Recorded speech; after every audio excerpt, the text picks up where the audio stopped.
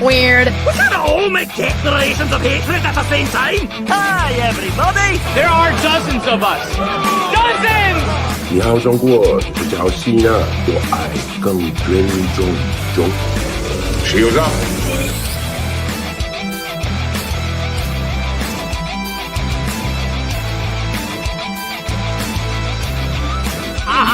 Alson, help me up onto his casket so I can dance on it.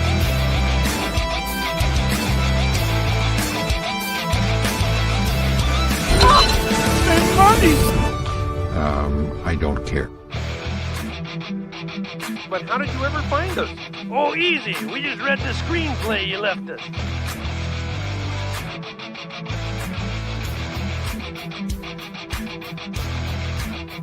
Glove gold! Glove gold! Glove gold!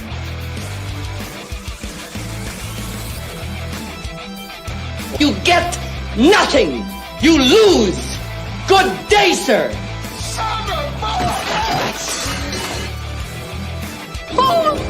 I'll have you.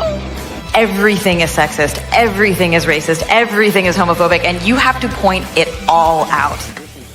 Just when I thought I was out, they pulled me back in.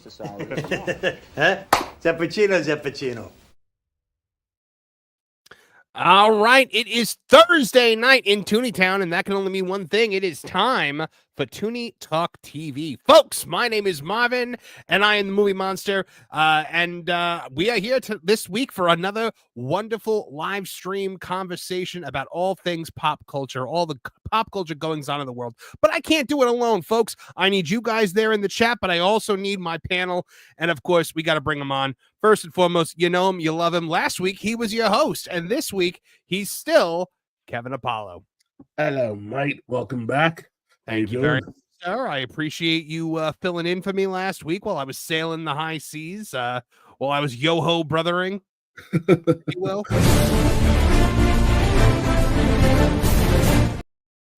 Sorry, I had to get that out of the way. But yes, thank you for holding down the fort and for, having a great show last week. I very much appreciate it. Thank you, brother. And of course, guys, we are always joined by the one, the only girl on this show, Trish. Hi. The resident broad. Yes, the resident broad, Trish. Trish, how are you this week? I have to say I've been so busy this week. I have not gotten an opportunity yet to post our latest episode of Crime and Punishment, but I'm hoping to get that up sometime this weekend for all of our great members. So they should have that to look forward to, and then we're going to film another one next week. So I'm all prepared for that one. Oh, are you? What are we talking about? Dorothea Puente, I think they call her the landlady killer. Interesting. You'll find out. Ooh, I said I wanted to make it even. Yeah. Yeah, girl killer too. That's interesting. Okay, we can definitely do that. All right, and guys, also joining us this week, you know him from the world of That Park Place, and also from his own YouTube channel, which you can find at Lorne Connor 9030, I believe it is. You could. I just gave away who it is. It's Professor Lorne Connor himself, who's muted right now. Before he's just talking. You spoiled my surprising entrance. I'm upset. I know. I'm sorry. I completely put the cart before the horse on that one. But Lorne, good to have you here again this week. Any pop culture news that's got your craw this week? Nothing that I can think of. I am grouchy, and I will try to keep it under control tonight. You know what? You let that grouchy fly, Lorne Connor. I want to see how angry you can get. I have watched Agatha all along with you, so I know to an extent how bad it gets. But yeah, let's see how that goes. But also, guys, also from the world of That Park Place, you know him, you love him. His name is Martin Stone. Hey, everybody. Hi, Martin Stone. Martin, my friend, good to have you back on the show this week. Love to be here. Oh, well, we love having you here. And of course, guys, we could not possibly do this show without our final panelist. I believe he's been on every single episode of Tooney Talk TV.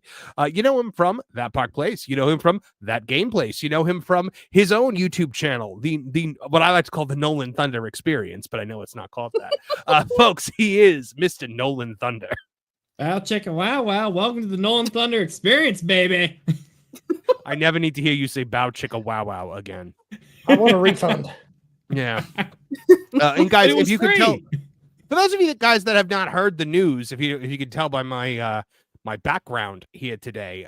So one of the reasons why I've been so busy this week is that as of this week, I am the new editor-in-chief of a website that if you are not bookmarked onto it, you should be, for all of the news that should be fun, because it is That Park Place.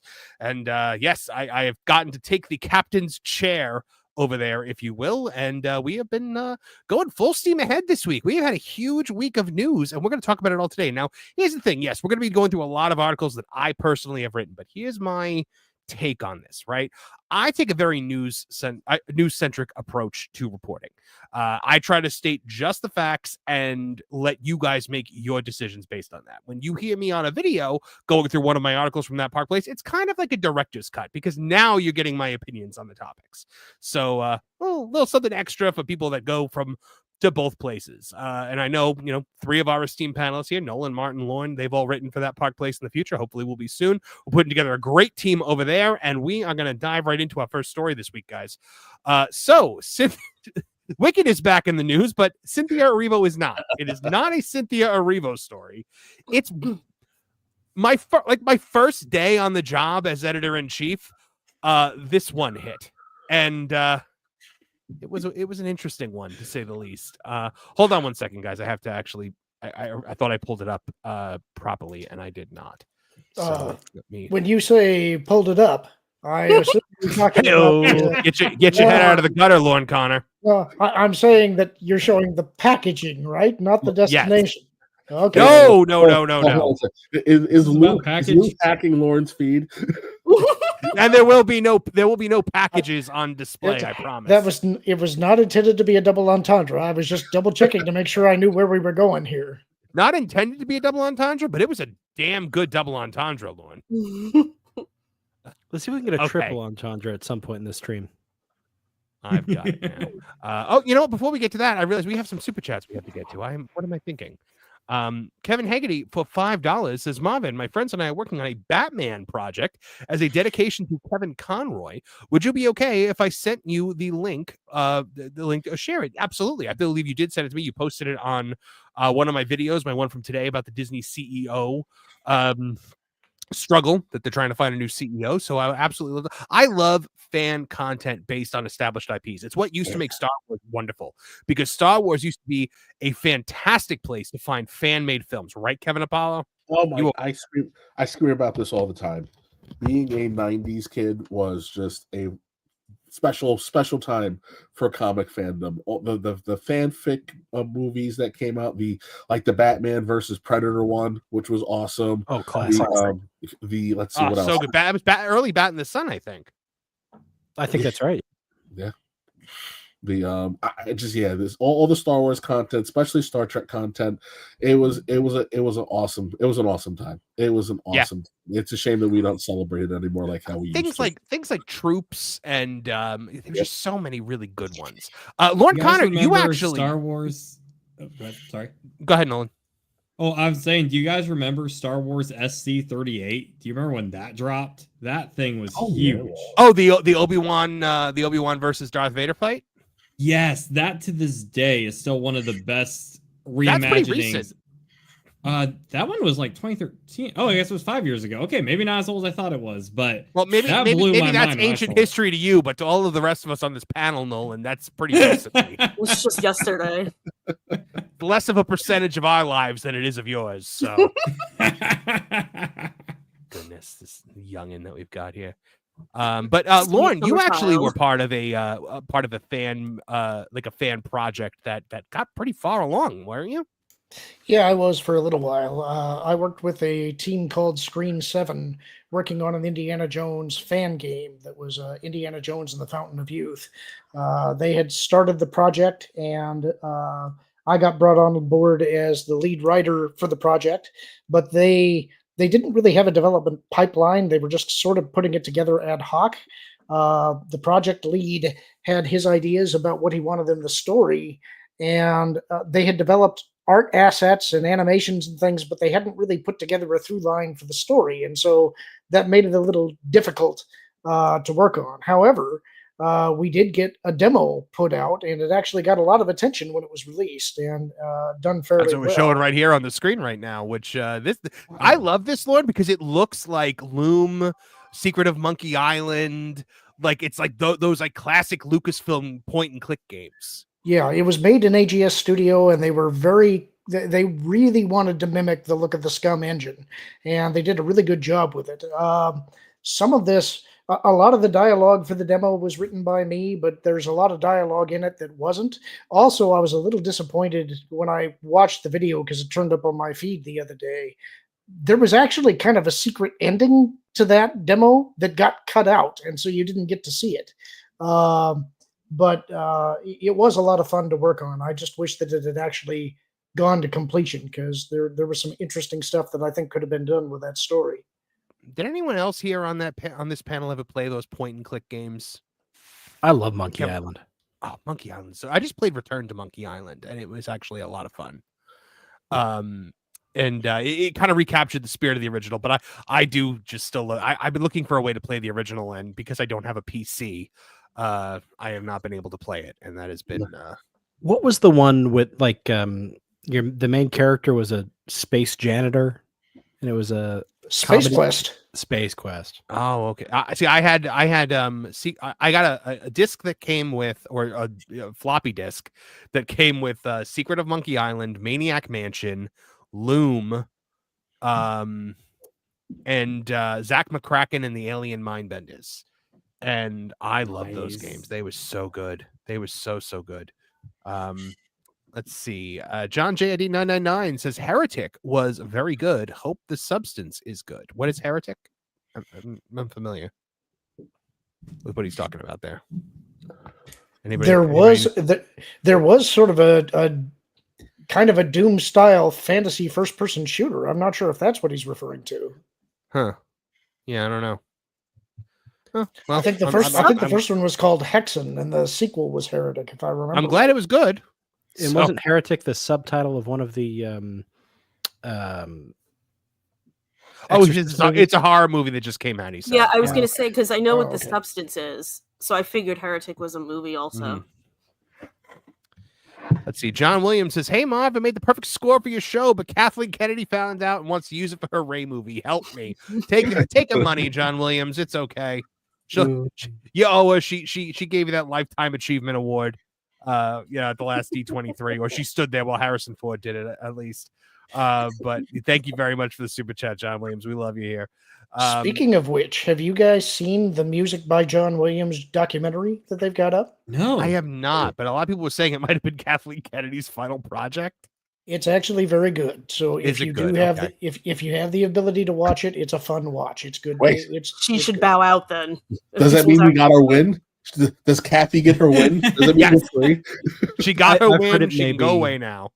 I've heard it may be Oscar quality in the documentary category. Oh wow! Where can we find this documentary? It is on Disney Plus. Okay, Yeah. cool. Disney Plus. Okay, that's what I figured as much. I just gifted 5 Tooney Town TV memberships. So congratulations to all of our new members who got those. And then John JD 999 said Mission Impossible is going to be so dang good. Yeah, I agree. Those movies, they typically hit. So, all right, guys, we have beaten around the bush long enough. It is time to get into our first story of the week, which hopefully not too many people got into this one. This is one of the first headlines that I had to write for that Park Place as editor in chief, and I was like, "Wow, this is my life now." So Here we go. Of course, I'm batting 1,000 tonight, folks. Here we go. 1 week, man, and you're off your flow. 1 week, and I'm off my flow. Absolutely. Wicked merchandise sends children to graphic unintended website. Now, guys, we have advertising partners on that Park Place, so we can't say what we need to say, but it sent them to porn. It was porn. It was pornography. I was like, aren't we supposed to be saying corn on YouTube? Corn. Right? Yeah, corn. It sent them to corn on the cob. So it's all right. With my accent, they might have thought I said corn to begin with. So the toy line for the Universal film adaptation of the hit Broadway musical Wicked has released in stores. The packaging for Wicked movie dolls, products aimed at children, includes a website URL for Wicked. However, this isn't the website for the big budget musical film. Rather, it connects to a not safe for work lewd entertainment site. So here we see it right here, and this is it right here, wicked.com on the back of the box there. Now, here's the thing. You go to wicked.com, you're not seeing the whimsical musical. Don't go to wicked.com. Don't do it. Don't do it because, the Wicked movie doll line produced by Mattel and released ahead of the film's November 22nd debut appears to have suffered from a major typo that has put a gateway to adult material in the hands of children. Universal and Mattel have yet to issue a statement on the matter, but it would appear as though they intended to include the URL wickedmovie.com, which is the official website for the film. Now, they have since released a statement. We'll get to that in a second. So not only does this constitute major ethical concerns and cast a veil of controversy around the long-awaited film, it could also lead to legal issues for both Universal and Mattel because using another company's website URL on official merchandise could constitute trademark infringement. This is particularly true if the URL is closely associated with the trademark owner's brand identity, as is the case for the not at all related to the movie Wicked website. So, guys, like your kid comes home and is like, oh, wow, mom, dad, look at this awesome doll that I just got. Oh, there's a website in the back. Let's learn more about this movie. Well, I'm picturing like one of those 1990s editorials, of like, here's how you use the family internet guide. Oh my god. Oh my god. I can see it.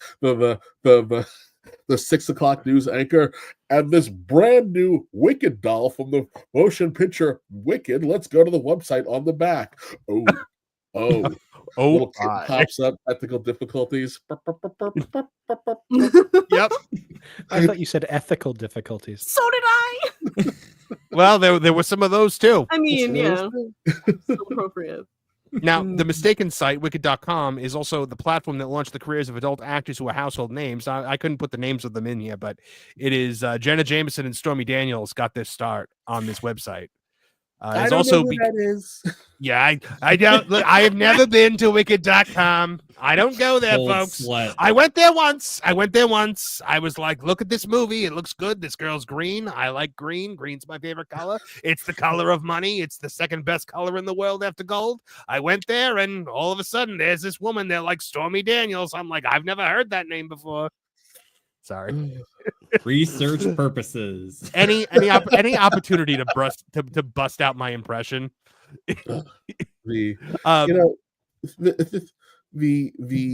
website in question has been around since 1993, so it was relatively early to the dance. Right. I don't understand how this happened unless it was intentional, is my opinion. I think I have an idea of how it could have innocently happened. Okay, Trish, walk through it. Walk us through the it's the people situation. that don't know what they're doing. So it's like one person was like, yo, I got to put the website for this movie on the packaging. What is it again? I don't know. Wicked.com. Yeah, that sounds right. And they just put it on there, and then no one proofreads anything anymore. Or it was people in it was somebody in a Chinese sweatshop who assumed that as well. You know what I mean? Yeah. Someone along the line. Will John Cena be apologizing for this too? Yes, how John. Hold on. All of my clips are out of order for some reason, Kevin Apollo. I have no 你好，中国，就是叫西呢。我爱更尊重中国，更中国人。我很抱歉对我的错误。Oh, it's humiliating. This site also became known for its adult parodies of major mainstream Hollywood movies. If they haven't done a Wicked one yet, I'm sure it's coming. I think they're safe from getting sued because they'll just release a not Wicked and be like, "You can't sue us, so we'll sue you." Yeah. Well, that's it. Is this the thing that's going to kill Mattel? Yeah, Ryan Damon here said Wicked won't sue. It probably got them more clicks. Yeah, it got them more clicks, but then they Yeah. could also get a couple $1 million if they sue. They could win twice. So as of the writing, these dolls. So as of this writing, the dolls had not been recalled, and many retailers still had them out on shelves. We saw this from this mom here, who was out at a store, and after it was revealed that this was happening, and the dolls were still on the shelves. As since then, they have been pulled. I even went to a Target and a Walmart recently, and specifically looked to see if they had them, and they did not have them. So I went to my local Walmart to check. They had a lot of the they had like Jack specific stuff. They had something that was called like the Royal Collection or something like that. I could not find. I actually decided to drive 30 minutes out to try to check just to see if I could find the toys. So I checked Kohl's, which said they had it on the website. They didn't have it there. I looked there twice. And I went to that Walmart, and there was a spot for them, but they had already been cleared out. And I was so disappointed because I was hoping on this stream I could come through like a boss and just be like, bam, here's the figure. But no, nothing. Wicked just keeps letting me down. I'm so disappointed. But yeah. It's so the they said that I said the major issue will likely have a major impact on the Mattel organization. Before release, the Wicked movie dolls would have had to pass through multiple departments, including legal and quality assurance, before ever falling into the hands of consumers. The fact that these dolls made it through so many checkpoints unnoticed raises serious questions about Mattel's commitment to quality assurance and safety. Now, this is the toy company that does Barbie. This is the toy company that does Hot Wheels. This is the toy company that does WWE action figures now. You know, I actually have to agree with Trish because Mattel is kind of on the balls of a tiny right now. And they are laying people off left and right. So, yeah, this was probably a lack of manpower where you really needed it. I'm in consequence. There are a lot of people out there who seem to like have this idea in their head that like this was a big plot to expose children to horrible things. Now this is a misprint. Like you could tell it is. And here's the thing: the Hollywood people have nothing to do with the packaging. That all comes from Mattel. So I really don't think there's anything nefarious going on, so to speak. This whole movie is a plot to expose children to horrible things. I mean, well, yes. Here's the thing. I love the Broadway show. Like I saw it twice on Broadway, I think. And it's a really good show. It's got really good music. It's just they're splitting it into two different movies. They're doing a break at Act 1, and that's going to be where the two movies break. So Defying Gravity will be the last thing that you see in this one, her flying off. And then Act 2, I believe, is going to come out next year. They're saying November 2025, from what I've heard. So, I mean, I think a lot of people are going to, and they're not advertising. It's not Wicked Part 1. So we'll see. Guys. So since then, Mattel has apologized for Wicked movie doll misprint that directed children to graphic website. So I'm gonna move through and just get to their apology here. There is a positive here.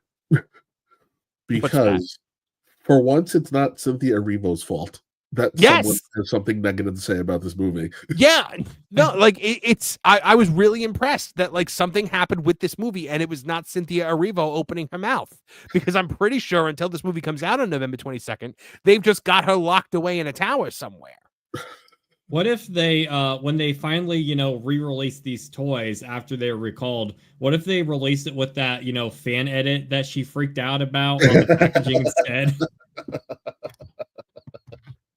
goodness. All right, so it says Mattel was made aware of a misprint on the packaging of the Mattel Wicked Collection dolls, primarily sold in the U.S., which intended to direct consumers to the official wickedmovie.com landing page, the company said in a statement.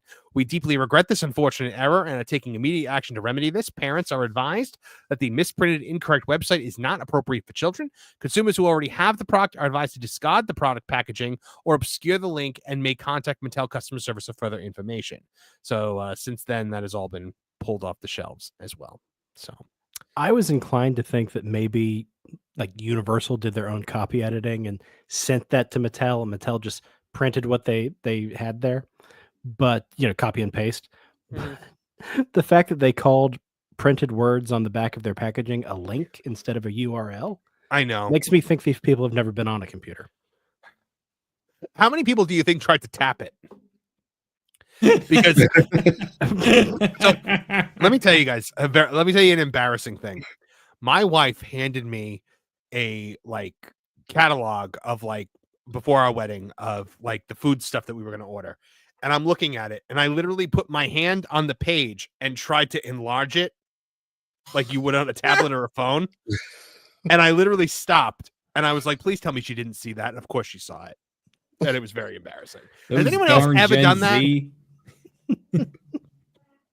Am I the only one that's done that? I haven't done that, but there are times I'll play a game and I'll be like, oh, I need to, zoom in or out. It's usually The Sims, honestly. And then for some reason I go to something else and then I'm like, oh, I need to zoom in like I'm still in the game. And I'm like, oh, you can't move this page. You're not in the game anymore. But I I've done that. Reality the way I control The Sims.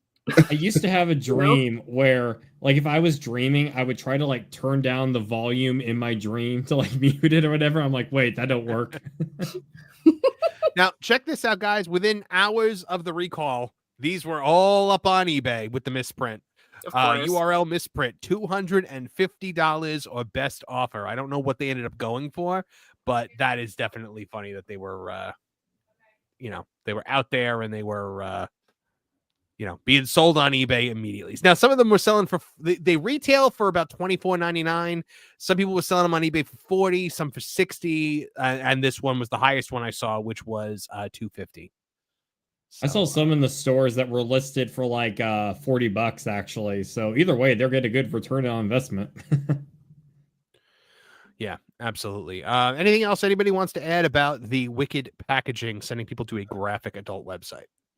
I just think it proves more and more how you need a specific set of eyes to look at anything that is going to be in any kind of printed word. But I feel like I'm screaming into the abyss when I say that.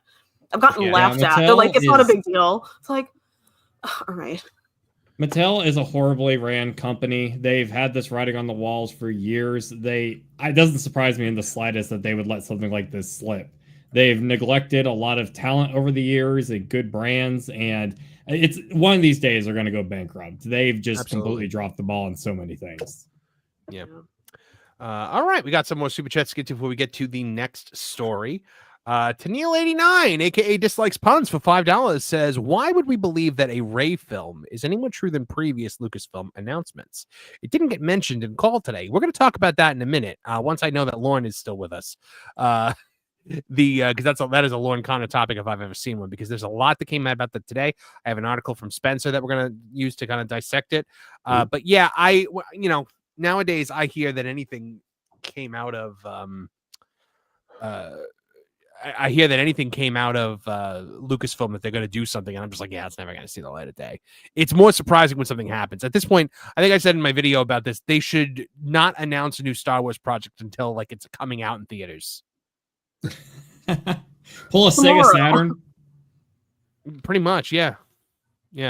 All right, but we will talk about that more. And by the way, Tennille89, congratulations on your 10th super chat. Over Tennille89, aka Dislike Puns, for $5. Can we call Cynthia Rosario's ugly stepsister? Oh my god. Rosario Dawson's ugly stepsister. And congratulations on your 10th super chat, by the way. But Tennille89, back again, aka Dislikes Puns, for $10. Actually, no, scratch that. Rosario Dawson is gorgeous. Wine Mom Gamora, whatever the F her name is not. If for no other reason than her poor attitude could curdle milk. I wonder. That was If that was an Tina excellent likes stream of Cynthia consciousness. Erivo. Yes. No, you're absolutely right. But you know what? Rosario Dawson is gorgeous, but she could still be Cynthia Erivo's ugly stepsister because Cinderella was gorgeous too. She's not related to the stepsisters. We watched that live action Cinderella the other day, like the Disney produced one. Well, I should say my wife Brandy watched one it. or No, not the Brandy one. It was like the one that kicked off the live action. The one with what's her face in it? I know what you're talking about. Helena Bonham Carter was the fairy godmother. Who is Cinderella? I can picture her in my head. And I'm not It's the girl that dated Chris Evans for forever. Is that the one that Kenneth Branagh directed? Oh, I don't know if Kenneth Branagh directed it. He might have. 2000, yeah, Kenneth Branagh, 2015. Oh, good for him. Yes. And the person I could not remember their name is Lily James. That was who I was thinking of. I like that. There I you go. remember. I heard people liked that one, but I mean, how much I don't know. But yes, Tennille89, thank you very much for that laugh, and congratulations on your 10th super chat. For those that wonder why I keep saying that, Tennille89, aka Dislikes Puns, has got a glitch on YouTube that lists every super chat sent as the 10th super chat being sent. So we and that's not just here. That's also through that Park Place, through Pro. It's really funny. I also appreciate the umlauts over the U, like it's Motley Crue in the expletive that I will not say. Tennille also says in response to Trish saying, I guess you don't like Cynthia Erivo for $1.99 for $2. Why no, Trish? No, I do not. I mean, you were a little vague about it, so I'm glad to have that clarification. Right, I was unsure where you were coming from. John Williams for $4.99 says, make parodies. No doubt they're going to make a movie that will reference this incident. Yeah, absolutely. Absolutely. If they have not already made a Wicked parody when it was the biggest thing on Broadway, they'll do it again. They're making 2 Wicked movies. They might as well make 2 Wicked movies on that website also. James T gifted 10 Tooney Town TV memberships. Thank you very much, my friend. And congratulations to those who got those memberships. You guys now get early access to all Tooney Town TV videos and exclusive content. We got a Kevin Apollo rant coming down the pipeline. We got more Crime and Punishment. I have to do the theme park rundown very soon because I haven't done that in a while. And that is one of the things that I love to bring to you guys. And it's a lot easier now that I'm covering theme parks for a living. James T, which I do hope the T stands for Tiberius, says, hey guys, predictions for the Tyson versus Paul fight. My prediction is Mike Tyson rips his face off. Kevin Apollo, I know you have thoughts on this. We have seen the videos of Mike Tyson training, and he looks like a beast.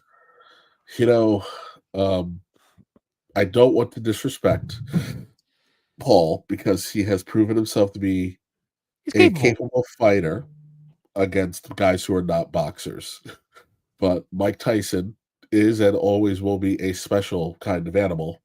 And even at his advanced age, he still has unfathomable speed. And it still looks like he has an incredible amount of power. And I think sometimes when you pull the warrior out of the garden, you regret it. Yeah. Actually, you want to see what we're talking about here. Hold on, let me. Hold on, I'm trying to. So wait, this is Mike Tyson fighting Logan Paul? His brother Jake Paul.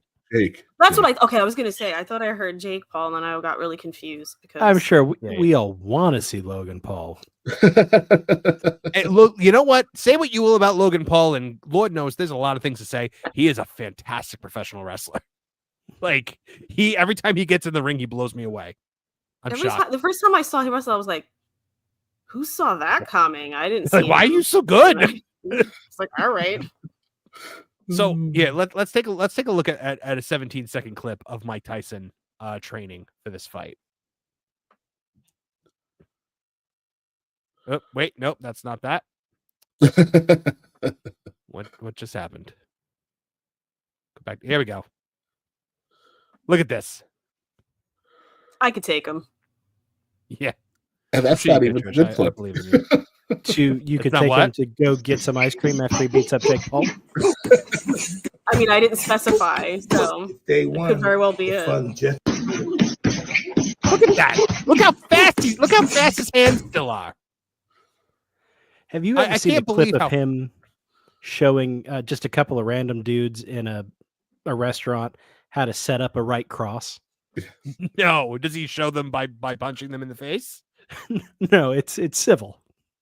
It's not like the stories of Andre the Giant getting abused by a bunch of frat guys and having enough. Yeah, and then turning their car over in the street. Yeah, no. Look, here's some more. I'm amazed at his speed at that age. Day 2, I'm coming for you. Like, look at that. Look how his hands are just fast. 57 years old he is. Now, if this is actually contested as a legitimate boxing fight, it will be the single biggest age disparity between two fighters in the history of the sport. Which I saw a different video where it was contrasting Jake's training with his. And at first I was looking at Jake and going, yeah, he's doing pretty good. He's not looking too bad. He might be a contender here. And then it swept to Mike. And he's rotating his entire upper body in his punches. He looks like a machine. He is a monster. I would not want to be anywhere near the end of his arm, because one punch from that guy and you're going to be living in a different universe. I don't think it's going to last more than 10 seconds. I think with Jake Paul's youth and presumably better stamina, he could win it on points if he fights a smart game. I think he's going to be a 70-year-old man at the end of that fight. That youth, it's not going to be there anymore. Well, the fight's tomorrow night, I think, isn't it? Yeah, on Netflix. Oh man. Oh, we might have to go. I might have to go live during it. Maybe not. It's going to be a short stream. I'll place money on it. I don't think it's going to last more than a minute. Yeah, I mean, look, I think here's the thing: they are wearing thicker gloves. They're wearing thicker gloves, and these celebrity fights, they have a tendency to go to draws. Like when didn't Jake Paul fight Floyd Mayweather also? Yes. Did it go to a draw, or was it was a points victory? I don't remember, but there were two very visible moments in that fight where Floyd was like, "No, you don't get to die. Stay on your feet. I'll carry you through this." He was working. He learned something from the big show. Yes, Get to die. This is no place to die. Up, General. All right, guys. Moving on to our next story here on Tooney Talk TV. This comes from Bounding into Comics and our good friend Spencer Bakuli, who will hopefully be joining us later on today. Alleged Disney insider admits that Lucasfilm is struggling to find directors for future Star Wars franchise. Quote, Rey is the most valuable cinematic asset, in some ways, maybe the only one. I don't even watch Star Wars, and I know that cannot be true. Oh, of course it's not true. They have they're like we have no characters. Like you literally have every character. If it is true, it says a lot. Was the word psych at the end of that sentence? No. Oh, so Spencer walks us through. To the surprise of absolutely no one who has experienced any given Star Wars production in recent years, a number of Disney insiders have reportedly admitted that Lucasfilm is absolutely struggling to come up with a concrete plan for the future of the once beloved franchise. This insight regarding the supposed turmoil in a galaxy far, far away was first brought to light by the Hollywood Reporter's Boris Kitt, who himself learned of the information after having personally spoken to an alleged insiders. Now, when the Hollywood Reporter gets Star Wars leaks, I'm usually willing to believe it comes from Lucasfilm directly. But so claiming to have personally spoken to said insiders, Kitt reported on November 7th that according to them, the reason behind Disney's decision to have Rey star in both a solo movie and a new Star Wars trilogy, wherein per noted entertainment reporter Jeff Snyder, she will serve as the story's Obi-Wan Kenobi, was simply put the fact that they literally have no other recognizable characters on which they could focus the franchise. Lauren, are you still alive? I'm actually not surprised that they're saying this at all. And I have to concede to them a slight point. If you look at it through their ideological lens, they claim that the lesson that they took from Solo is that they can't recast the classic characters. And for a franchise that literally has war in the name, they're anti-violence of any kind unless it's girl boss violence. What does that leave you with? It leaves you with Rey, Bo-Katan, and Ahsoka. And people are sick of Ahsoka and Bo-Katan. So from their standpoint, they're telling the truth. My counterpoint would be, what was the box office receipts behind each of the successive sequel trilogy movies? That is not something that's an asset. That's the thing destroying your franchise.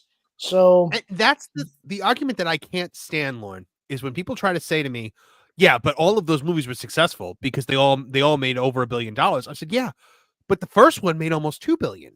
And then the second one made way less than that. And then the third one made way less than that.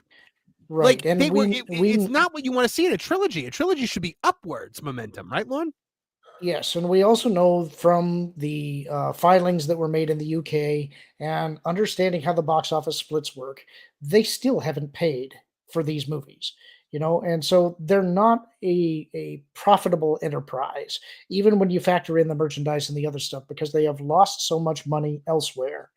I do think the key word in this statement, though, is that they say that it's the only recognizable character. And what they're saying there is that they're talking about broad mass market appeal to the casual fans. They're not talking about people like us.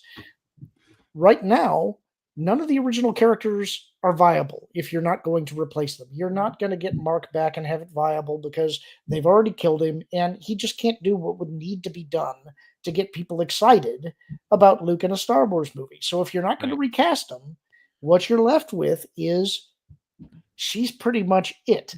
Now, again, that's through their lens, their way of looking at it. The smartest thing that they could do, I disagree with them, because one of the other quotes that they say is that Star Wars is a nostalgia enterprise and they're running out of ways to stir up nostalgia. That's what they mean by this. But I would argue that no, Star Wars is not a nostalgia enterprise. And part of the problem is that you keep trying to milk it that way. It is a universe that has its own rules, and as long as you play by those rules, you can create new and compelling characters, whether they be Skywalkers or not. But you have to stay true to what Star Wars is, and they can't do that because they're ideologically opposed to what Star Wars is. I think a Lando Calrissian movie where he's running a con and ends up with Sky City or Cloud City would be a great movie. Yeah, I agree. I think a Lando movie would be a lot of fun, and I actually think Donald Glover did a great job playing him. I would watch that, but that's not what they're going to do. I've always said that the Lando movie or show that I want is a Lando movie that has a quote unquote modern day story that takes place post sequel trilogy, and a past story, and you have both Billy D. Williams and Donald Glover, and the two adventures that they're on coincide, and you keep Highlander style flashing back between the two. And that could work. The problem is you need a talented writer to do that. Maybe one of Lando's scams from years ago is coming back to haunt him. I'm going to tell you right now, do not do this, because they already did. In one of the novels. We talked about that before. And it was a novel by Daniel Jose Older, and it was awful. If you give them that idea, they're going to go with that story. And I'm telling you, you do not want that. Right. That makes sense. By the way, welcome to everyone that's coming over here from T3PO right now. Vash did a redirect to send folks over here. So welcome to all of you guys. And we are you came just at the right time, guys. Lauren is talking about Star Wars, and that's the thing that everybody loves to see. So the story goes on. Spencer says, and though the group of insiders widely denied that either of those projects would need to fight for the right to use the Daisy Ridley portrayed character in their respective stories, they further admitted that there was an, quote, internal deliberation within Lucasfilm as to what to do with the heir to Skywalker next. Said one alleged insider, she is the most valuable cinematic asset, in some ways, maybe the only one. Star Wars has right now, which is just so maddening to hear them say that. But you know what? At the end of the day, what Lauren is saying is true. You can't go back to Luke. Even if you tried to tell an earlier Luke story, we know where Luke's headed. The story is hollow because we know that he's going to just go back to that. He's going to go to Octo. He's going to drink green milk, and he's going to die on a rock. You want to tell a Han Solo story? We know that he's going to end up abandoning his family and then walking into the business end of a lightsaber. You can't tell Obi-Wan stories anymore because how many more stories can you tell between episodes 3 and 4? Also, they ruined Obi-Wan. You can't tell Boba Fett stories anymore because they ruined Boba Fett. Boba Fett was probably the biggest cinematic asset that Disney had when they acquired Star Wars. This is a character that they are clamoring for us to do something with. And we've never done anything meaningful with him. And just they ruined it. I'm gonna make 2 counterpoints. Okay. I actually think Boba Fett is the only character they have left that is rescuable.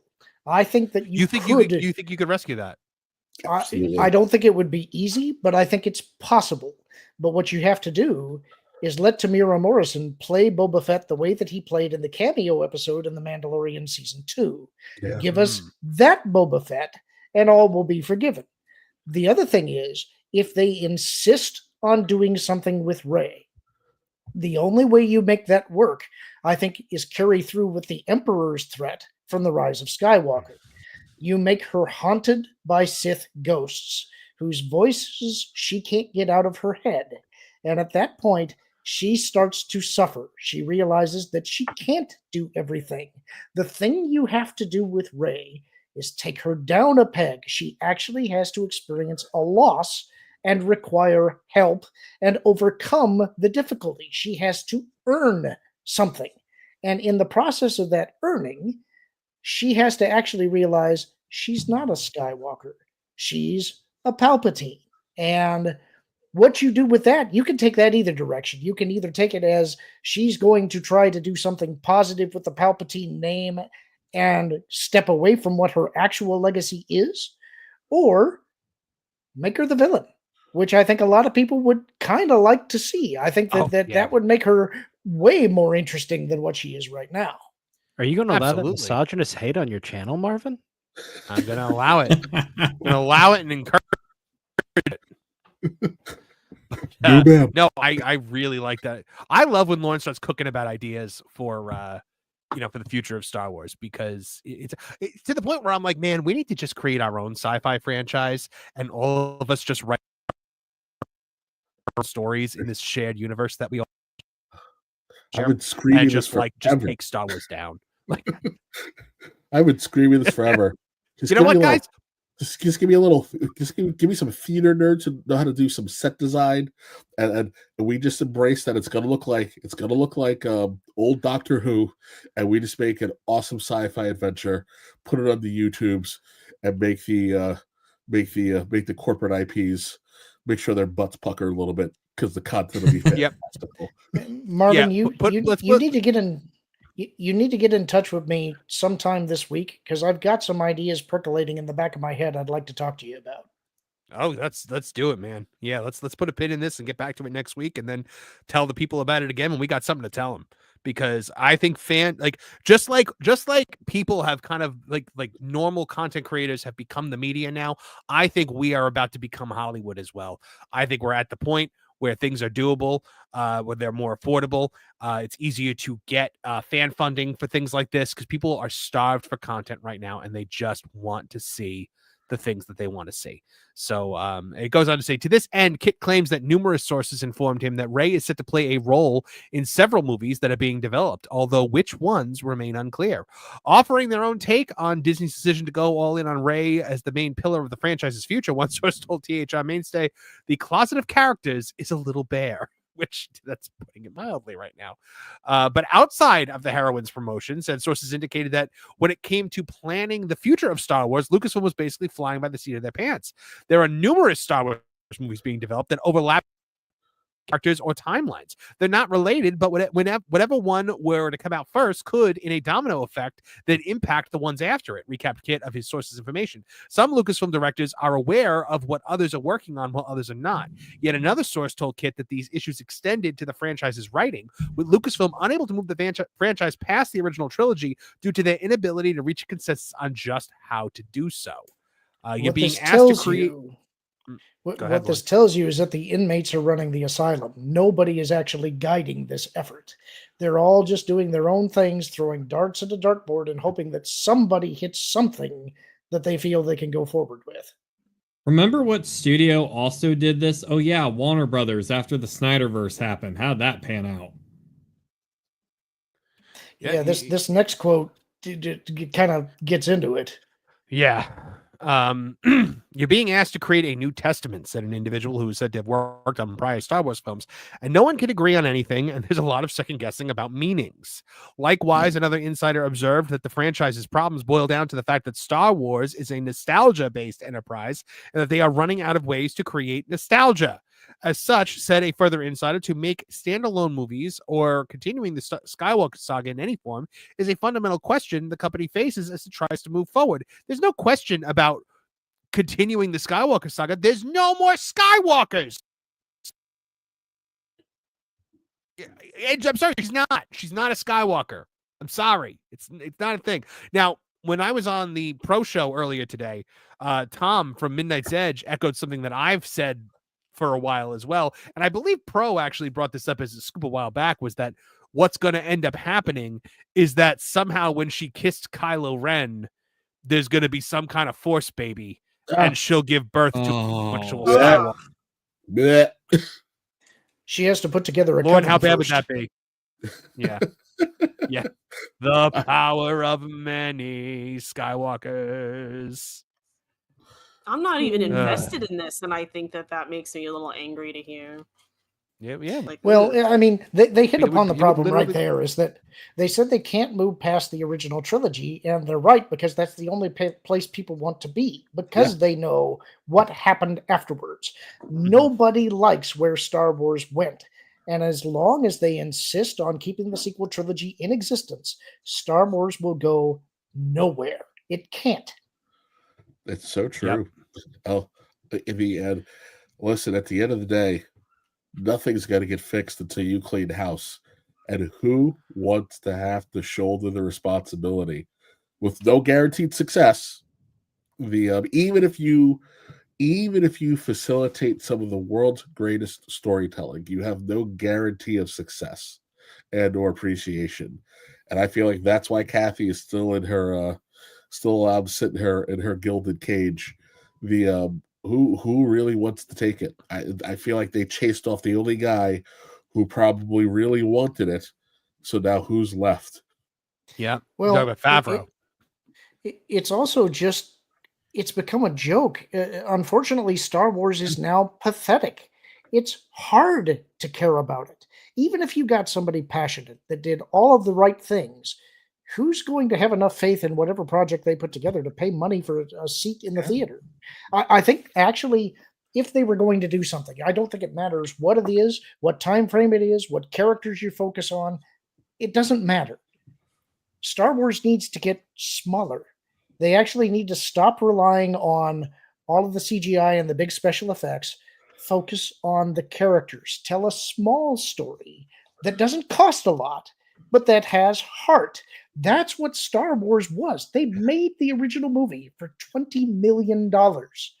And the effects were janky, if you're going to be honest.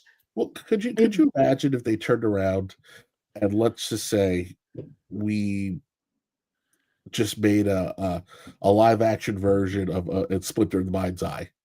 Just something very bare bones. It just, just say, hey guys, here, just to kind of get you interested in it again. Sorry, I'm trying not to die. Duke sneezed in my mouth, and it was like watching Sirius Black get shot. I knew I was dead. You made that the example on purpose to hurt me, didn't you? Yeah, specifically at Trish. I deserve that. I think I've been saying on these streams basically all along what Lauren's saying, that they need to do some small movies, some mid-tier movies, get back to basics, do some things where you can take real risks, not business committee risks. Yeah. I still think the smartest thing that they could do would actually be an X-Wing Rogue Squadron series, because you can get a bunch of no-name actors that don't cost a lot. You've introduced stakes because any of them can die. Granted, you're going to have some CGI for the space combat, but it lets you build a stable of characters and tell an arcing story and kind of build up the universe again, which is what they need. They've got to do some world building, and they don't know how to do it. Partially because they're almost being too slavishly devoted to Lucas, in the sense that they refuse to bring back the Sith because the Sith were vanquished at the end of Return of the Jedi. That's something that I think they need to be a little more flexible on. Yeah. And they seem to be over adhering to the wrong rules, and discarding the ones that they actually need to pay attention to. It's just, these people, they have an agenda. They don't actually care about the property.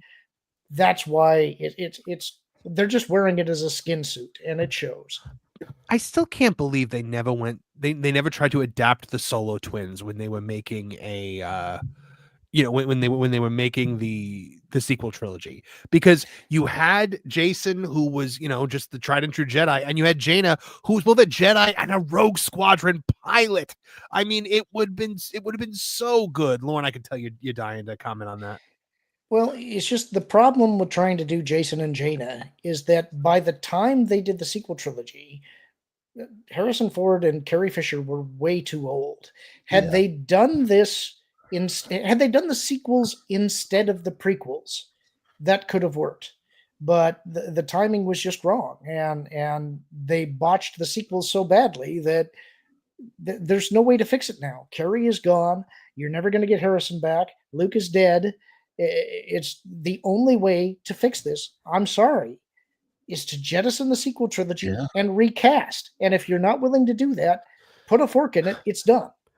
They could have done it with the timeline, but instead of all the things that Leia does as General Leia, that's Jaina.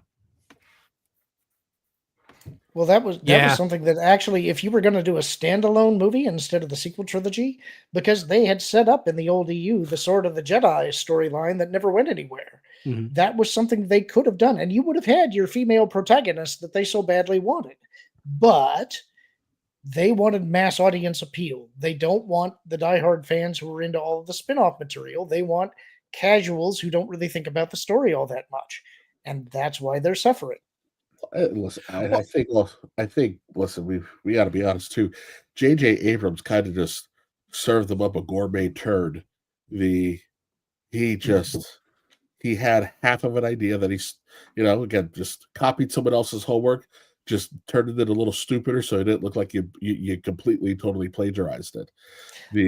And left them no place to go. Like, they just, once you really look at like what The Force Awakens is, it's just it's a boring little retread, and someone else could have come in and said, hey, listen, we have a massive jump in time.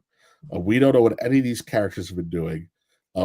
We're going to ignore the fact that we had a creepy old man being a lech over a beloved Galactus princess's son, and his uncle, his father, and the entire Republic did nothing about it.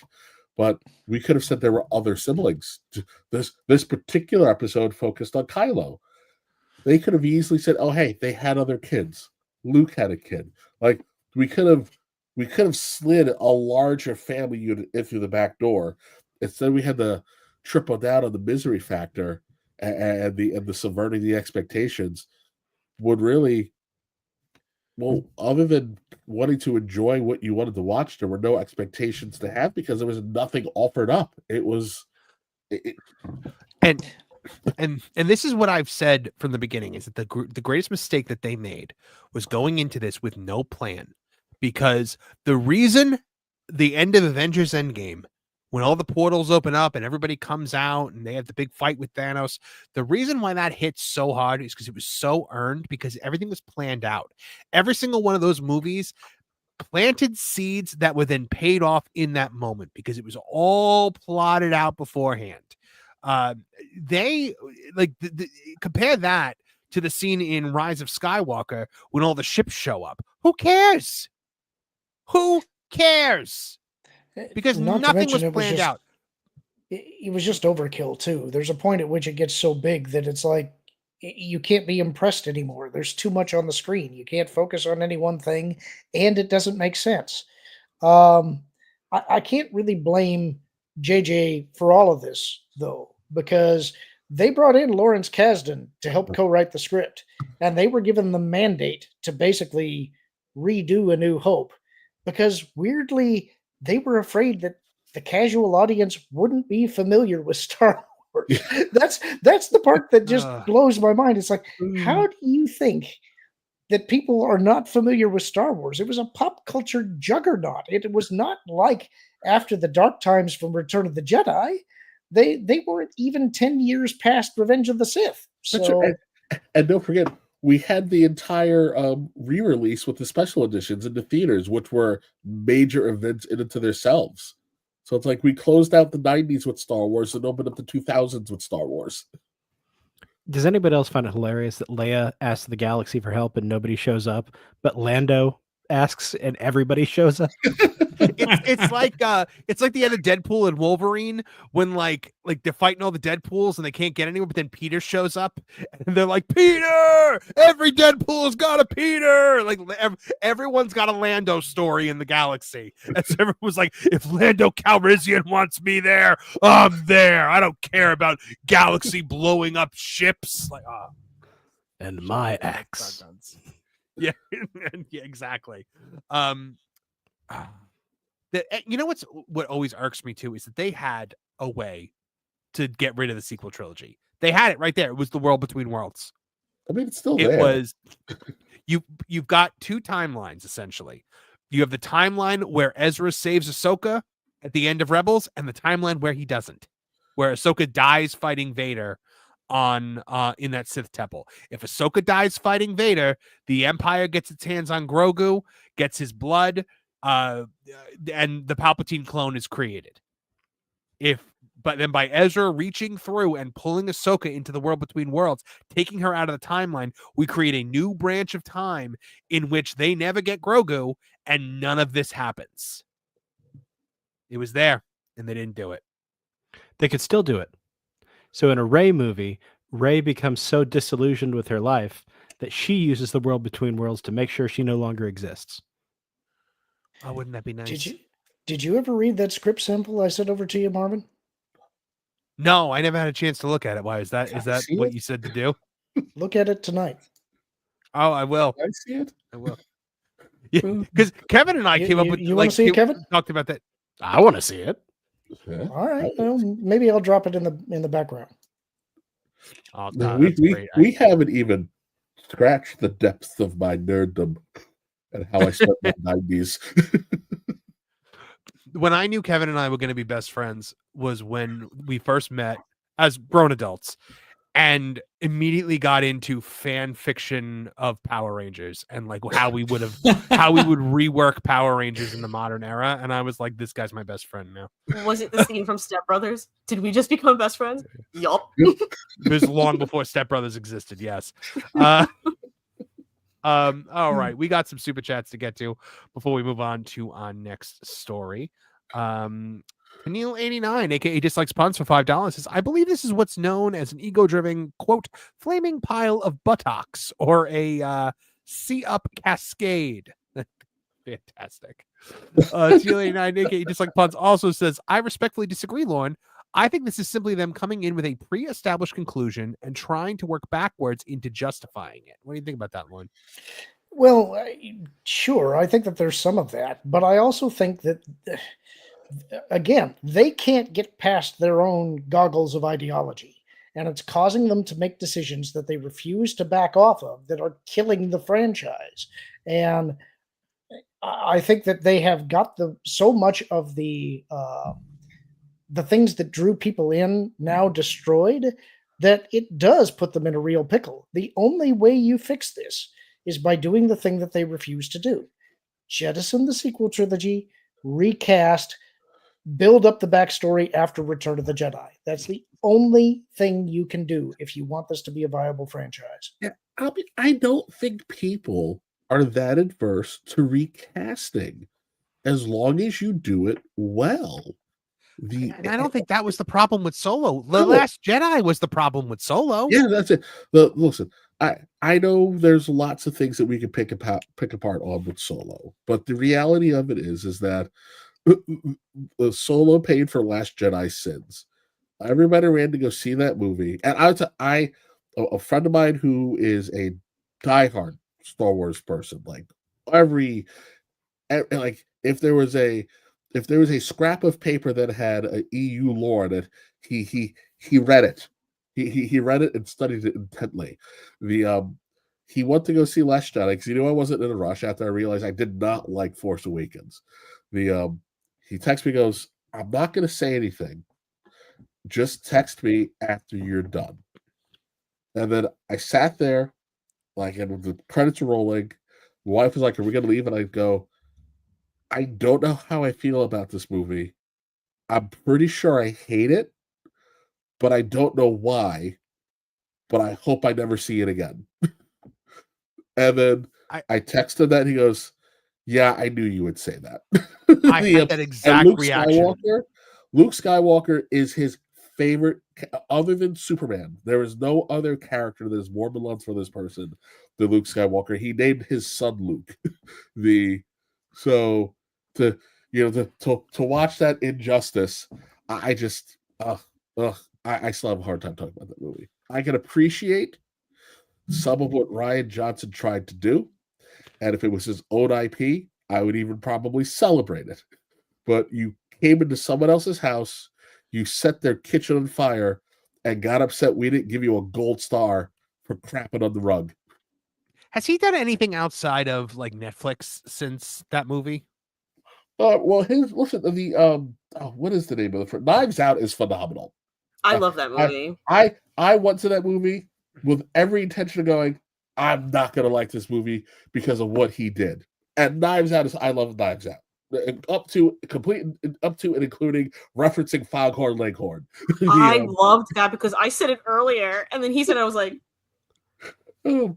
Glass Onion, not as good as Knives Out, but also still good in its own right. Are those movies that came out in theaters, or were they?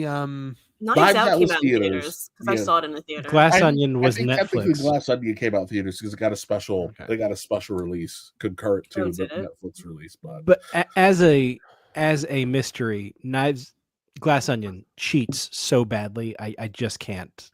I can't see that I didn't watch Glass Onion, but that would annoy me. It does that thing that I hate in movies where whenever you watch an old serial, and you see the hero is tied up in the back seat of the car, and the car goes flying off of the cliff, and you're like, "How does he escape?" And then you come back to the next episode, and he's just kind of hanging on the side, but nowhere near the cliff, and they give you a half-ass response to how he did it. That's kind of the entirety of Glass Onion. It's just roll with it. And So I feel like, and Lauren, tell me if you agree with me on this.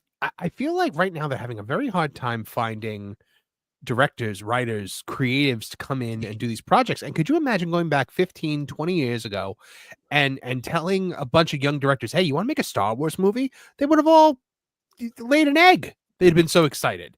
And now I think what's happening is they're seeing the blowback that hit JJ, the blowback that hit Rian Johnson, that hit Leslie Headland, that's hitting all these people. And I think a lot of people in Hollywood just don't want to touch it. I mean, even the guy who did the Peaky Blinders guy, Stephen Knight, they said he had to return 3 different scripts to Kathleen Kennedy and she kept rejecting them. Yeah, so I think just don't want to deal with it anymore, Lauren. Yeah, what they want is somebody who is young and hungry, cheap and controllable.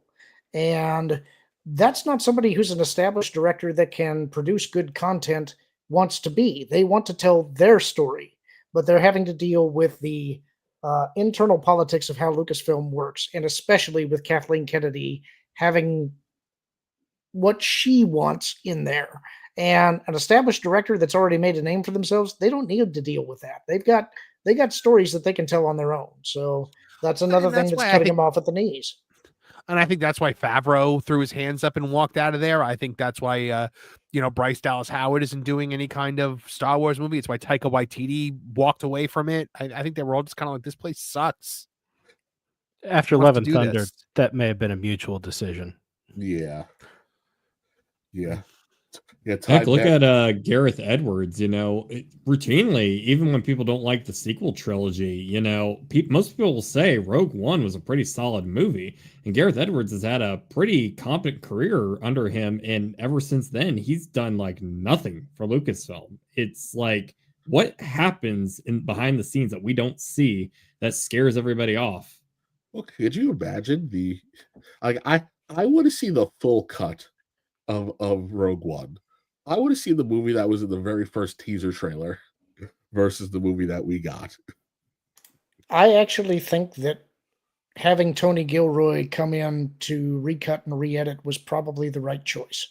The sense that I've gotten was that it was not cohering together properly, and the climax wasn't working. And I think Tony came in there. One of the interesting things was that I can't think of the name of the guy who plays Krennic. Do you remember his name? Oh, Ben Mendelsohn. Mendelsohn, yes, thank you.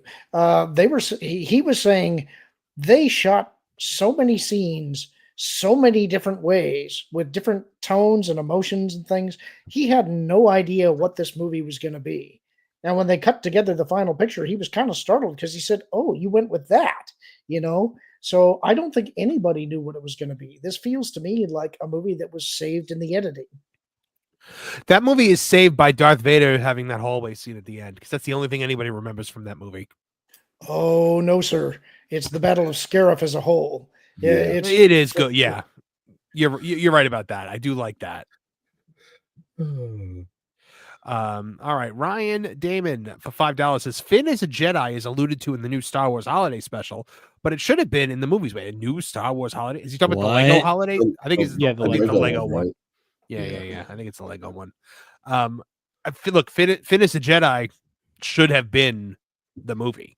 It should if you give me an elevator pitch of former stormtrooper becomes Jedi, I'm like, okay, you have my attention. That's what we were sold in the teaser. Yeah. I'm assuming China said no, so that's why we didn't get it. But, yeah. And then Bob pulled the John Cena. But also, Lauren, would you have liked it better if Finn had been the Jedi? You think? Like, do you think that's a better story that could have been told? Way better. Finn was the character that actually had the most storytelling promise, in my opinion.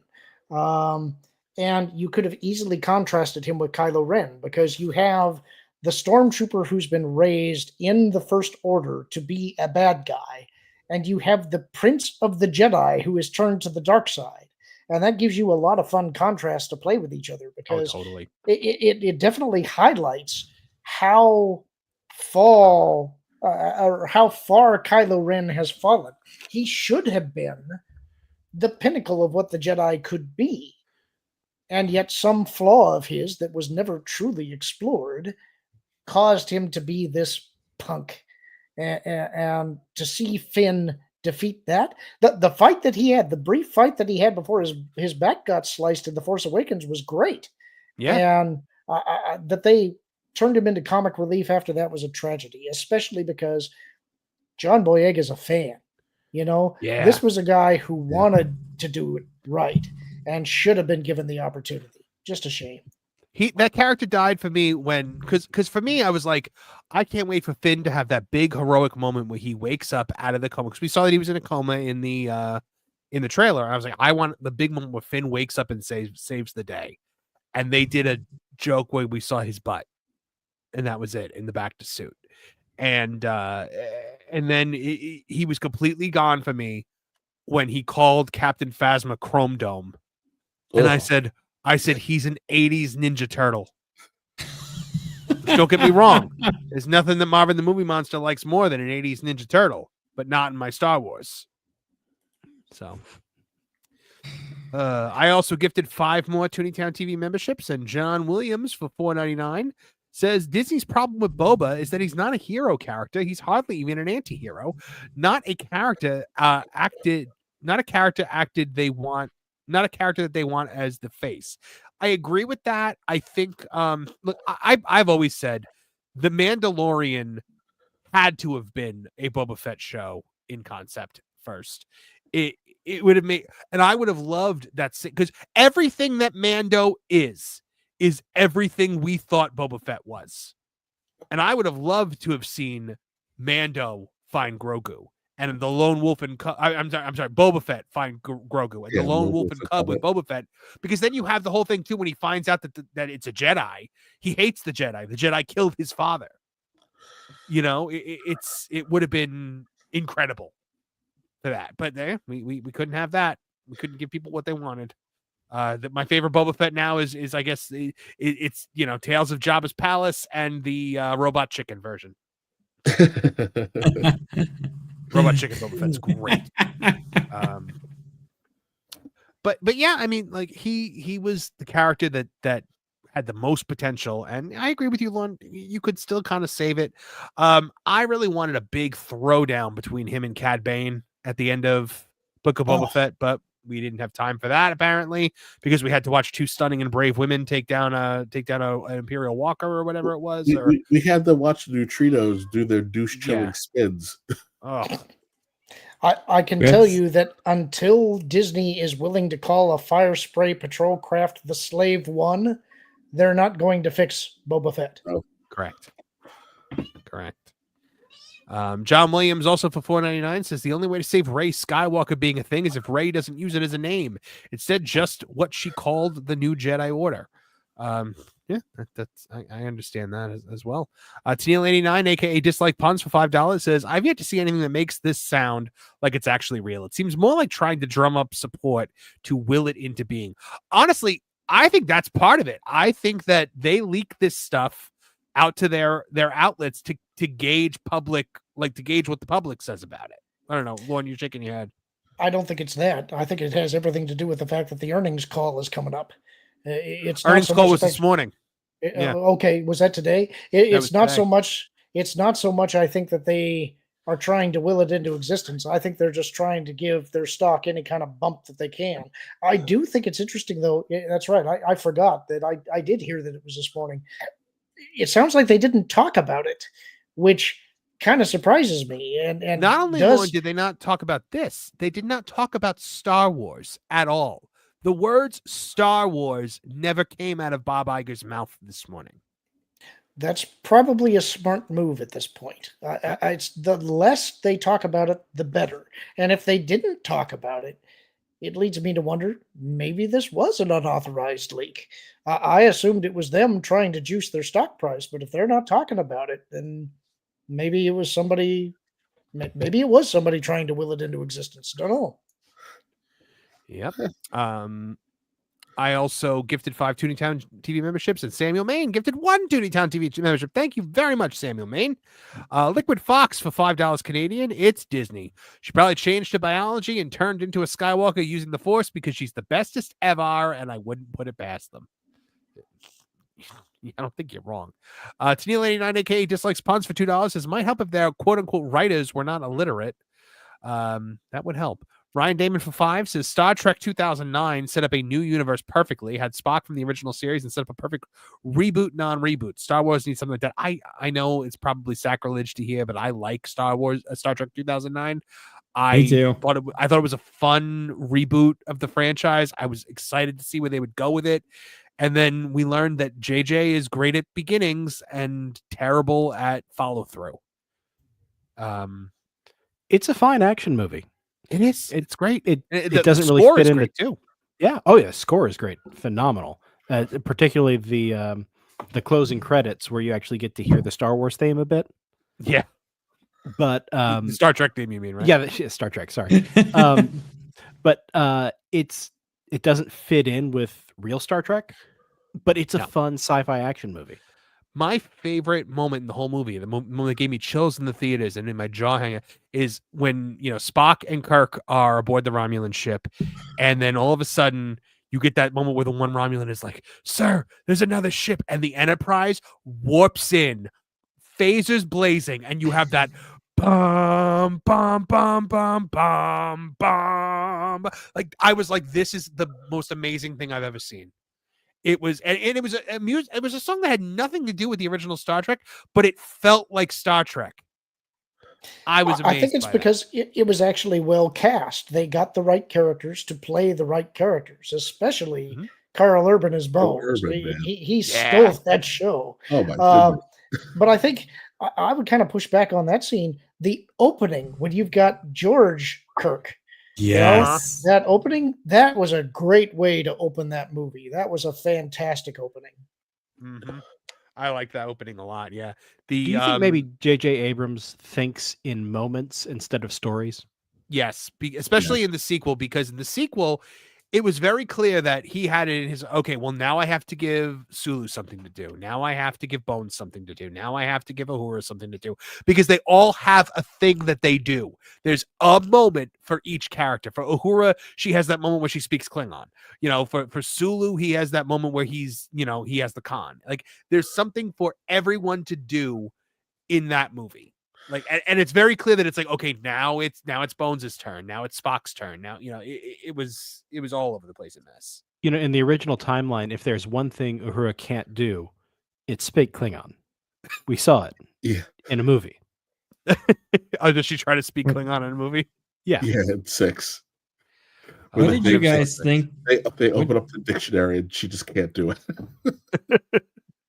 What did you guys think about Star Trek Beyond, the third one?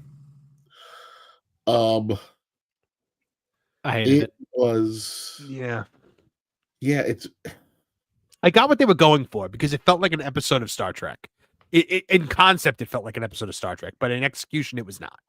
It was not the anniversary movie that we needed. It was a nice little cute go away, with the with young Spock looking at the original cast. It was a nice little nod to Enterprise with the with the pre Starfleet designation, but it's too much flash, too much sizzle. There was really nothing to grab onto. It's another madman in space has a revenge plot, and there's a big sky beam. Except this time it was nanites, and we had to use modern day music to defeat them because they win with the power of the Beastie Boys. Yeah, it's like, all right, I will defend that till the end of time. It was cute in the trailer, but 3 movies later, I'm over it. I actually liked that movie in a weird kind of way. I enjoyed it. I did think the weakest part was the Idris Elba character. Had they done something a little bit different with the villain, I think it would have worked a lot better. It's one of those, like, when you watch the original series, it's if it's not some kind of space god or any of the main aliens, the formula is pretty simple. Captain or admiral gets stuck on planet and loses his flippin' mind. I don't think that's a hard movie to do. There's a really great episode. It's the one where it's basically a submarine warfare episode where they're hunting a Klingon ship, and everybody's sensors are acting weird, and they're trying to convince each other that this isn't working, and they're trying to lure each other into making mistakes. They can't do that sort of thing anymore because everything has to be action-packed and loud. Yeah. I think that's the biggest problem with the J.J. Abrams Star Trek movies, because I'm with Lauren. I also liked Beyond, but I feel like by 3 movies in, we kind of got tired of brain dead. Like, I think the best aspect of Star Trek is that it's thought-provoking. It makes you think. Yes. You feel like you've learned something by the end of it, and we hadn't had that in years. That's what I would, because they stopped Project for being too Star Trekky. It's like what I would love to see is an actual competent team put together and do a modern take on the Guardian of Forever. Yeah. I think if you did that story, there's so much that you could do, but I have a terrible feeling that if they did it, instead of doing the World War II plot, they'd apply it to the modern day. and it's like, you'd make it a political message, but that is such a good story. It's such a thought-provoking story. And that's what made original Star Trek, the original one, special, was that it was a lot like The Twilight Zone, in that it was really just an anthology show where you're playing with these different concepts for a story that are highbrow sci-fi, but they were thought-provoking. It was usually not the guns blazing kind of a thing. It was always, there's some moral dilemma, and how are we going to react to it? And I think that's kind of what was missing from the J.J. Abrams Trek. I think every battle in Star Trek now has more photon torpedoes fired and more lasers or phasers fired than they ever fire in the original series. Yeah. For sure. For sure. Probably in the entirety of DS9's Dominion War. Well, you know, it's here. Another big problem too is that. All right, I'm giving you guys the bring it home on this conversation. Right, that's fine. So wrap it up. All right, fine. Well, you know, listen. We're going to be playing with fire with the next topic, so we might as well. I know, and I'm nervous about it, which is why the problem with, especially with the JJ movies, it's the people who developed it, other than Simon Pegg tried, but the powers that be don't understand why Star Trek works, and they focus on the things. Like they focus on aspects, not who the actual character is.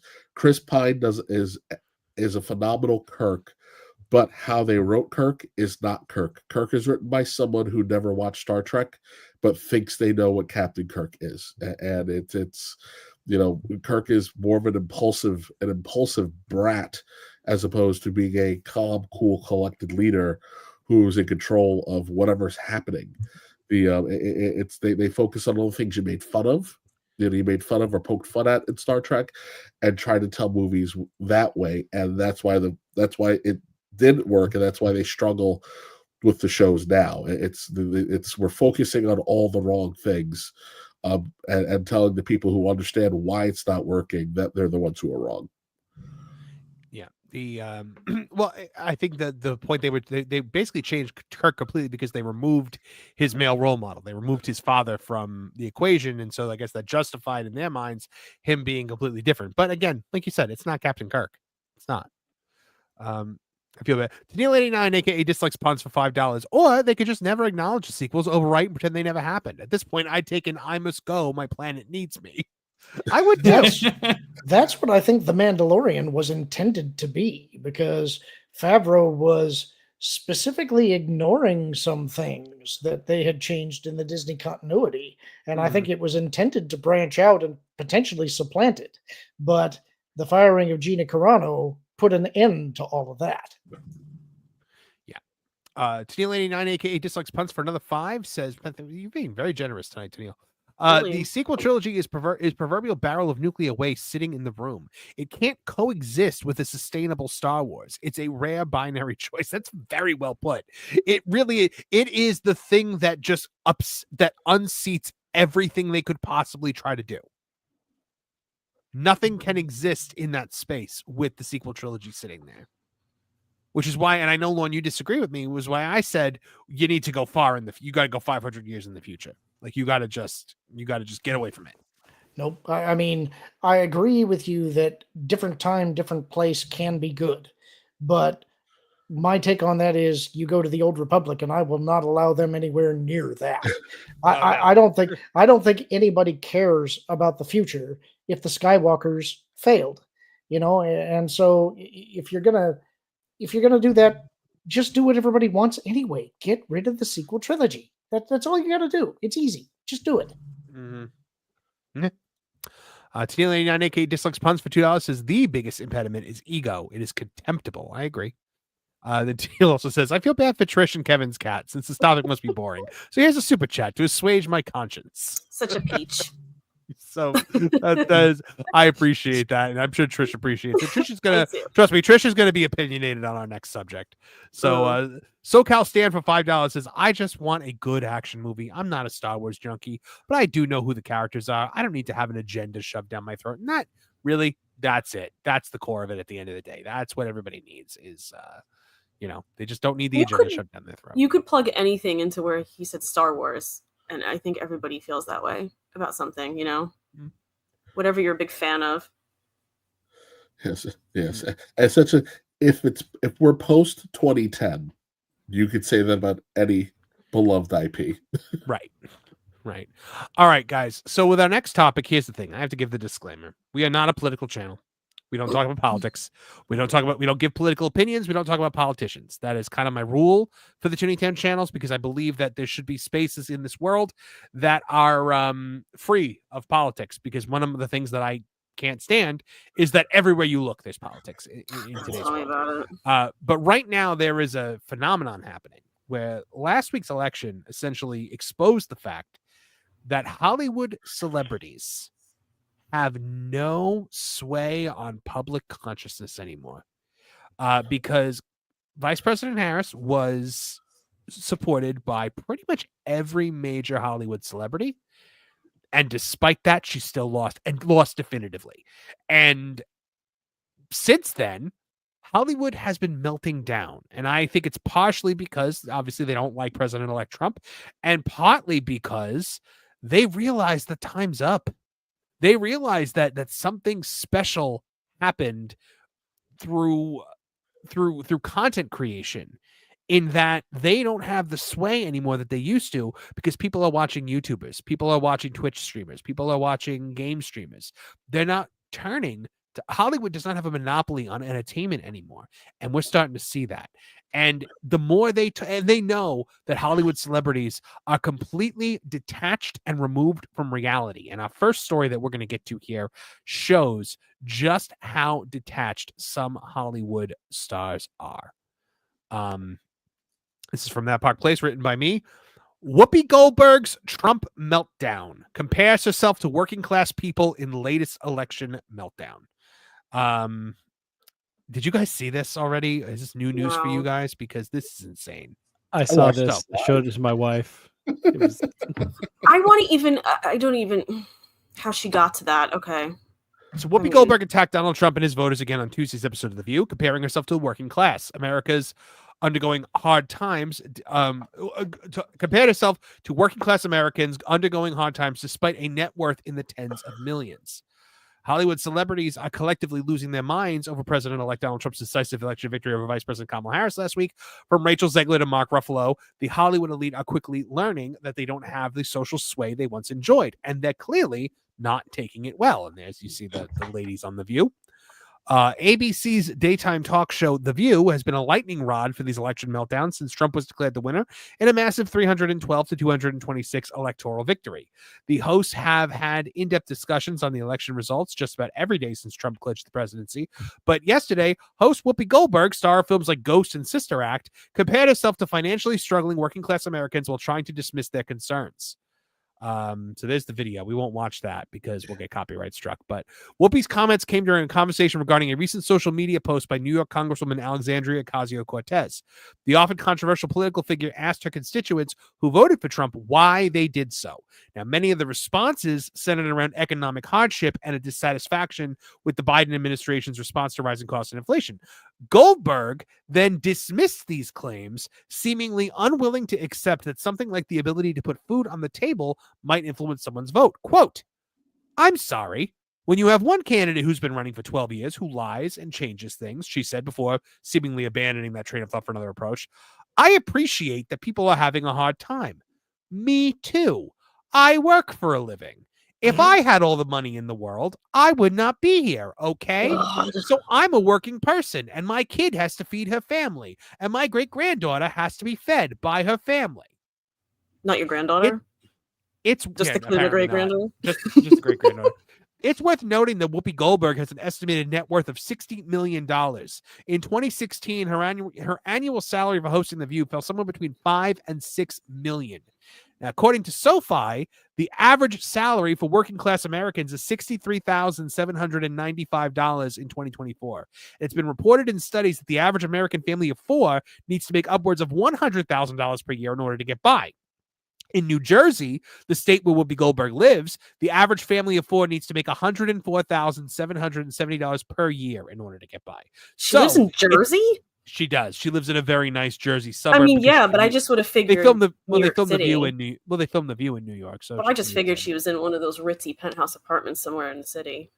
So it's safe to say Trump that Goldberg Tower, with her it's safe to say that Goldberg with her $5 million to $6 million per year salary and her $60 million net worth is not, in fact, having a hard time of it, or at the very least, not the same kind of hardship facing fellow working class Americans.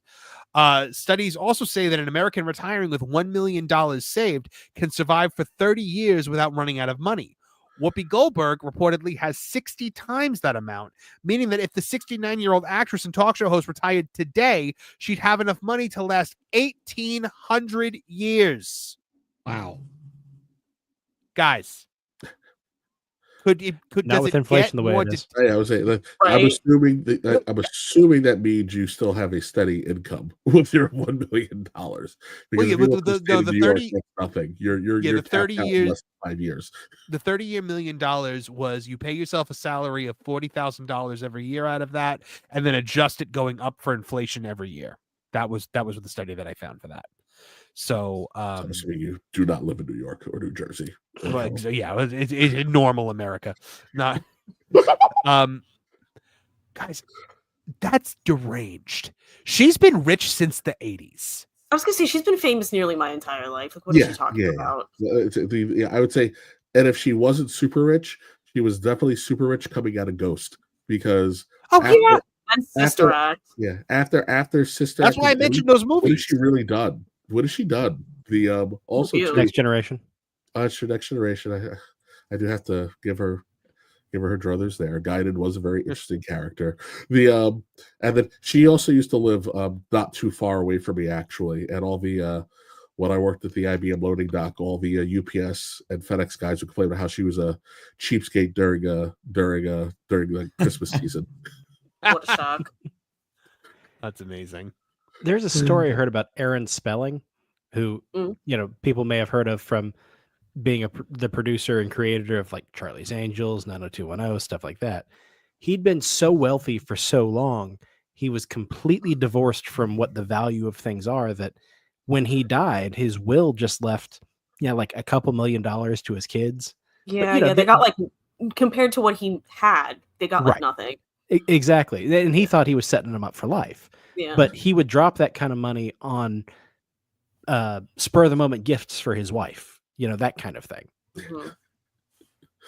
Mm-hmm. You know what it reminds me of? It reminds me of Lucille Bluth when I think it's Michael's talking about the frozen banana stand, and she's like, "It's a banana, Michael. What could it cost? $10?" It's like no concept. Yep, I love that. Something is. There was an episode of I can't believe I'm about to reference this show because it's the show I hate most in all the world. The View? Two Broke Girls. I tried watching that because it came on after I think it was like How I Met Your Mother or something. I was like, I can't do this. Yeah. So there was an episode of Two Broke Girls where like the rich girl's mom shows up and she's like having financial hardship, and she's teaching her how to use a laundromat, and she goes, "Oh, so that's something to do with quarters. I've just been throwing them away." And like that's what that reminds me of, is that line. I don't know why that line stuck with me, but also Two Broke Girls is the worst show ever made. It's just the most lowbrow comedy of all time. It's we've got way more celebrities to beat up on other than Whoopi. Whoopi has just kind of turned herself into the poster child for celebrity. Because she says it very loudly, what I mean? But now apparently what we're hearing is that Disney behind the scenes, and this is an article in New York Post this week, is scrambling because they want to add more conservative and conservative pro-Trump voices to some of the shows, incling The View. But who's going to take that job? The CBS finally decided to counter program with a right-leaning version of The View, with Megyn Kelly, a couple of other people. So now they're concerned that these unlikable hags without Barbara Walters there to give them any credibility. People have been itching for an excuse to jump ship, and they just might take it.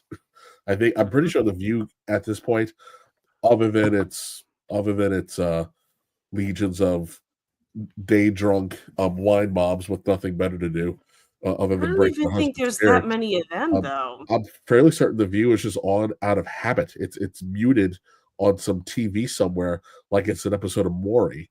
And we're gonna be honest. I mean, who actually watches the View? People stuck in doctors' offices.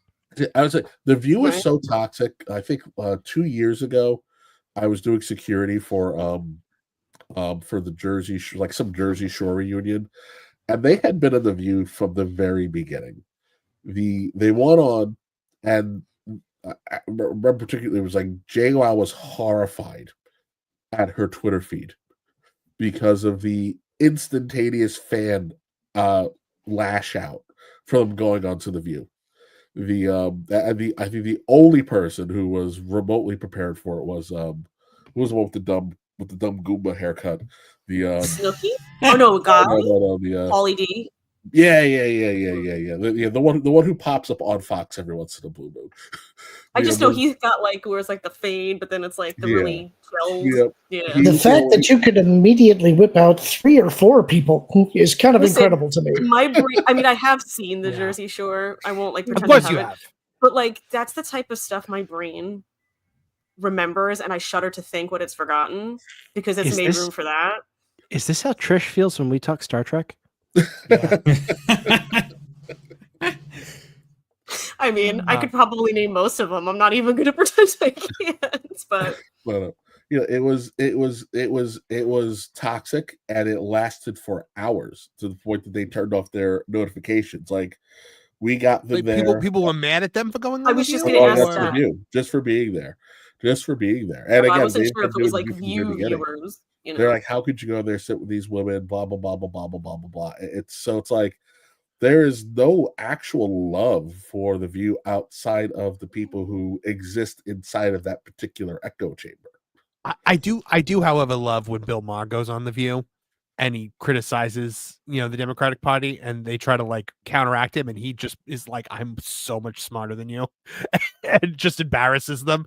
But like Meghan McCain this week was like, "Please stop sending me clips from the View because it is like the literal worst place on the planet." And no one in that office backstage, it's like you could feel the misery. It feels like a miserable place. Actually, my next door neighbor was a producer on The View, and I think he said he liked it, but he also like didn't have to deal with them. He just had to deal with them when they were live on the air.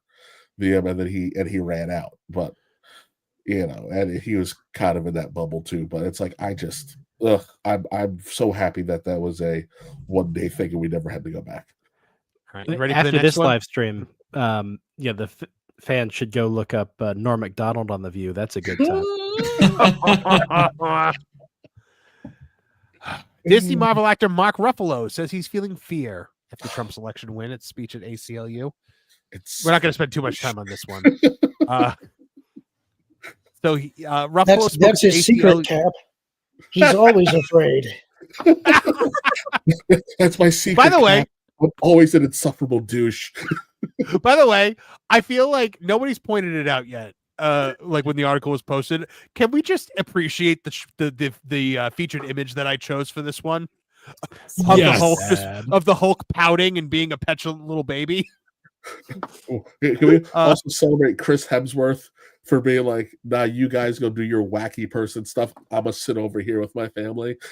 Oh yeah, he didn't do the Zoom call, did he? No. So Ruffalo spoke at the ACLU. Foreign interference. Yeah.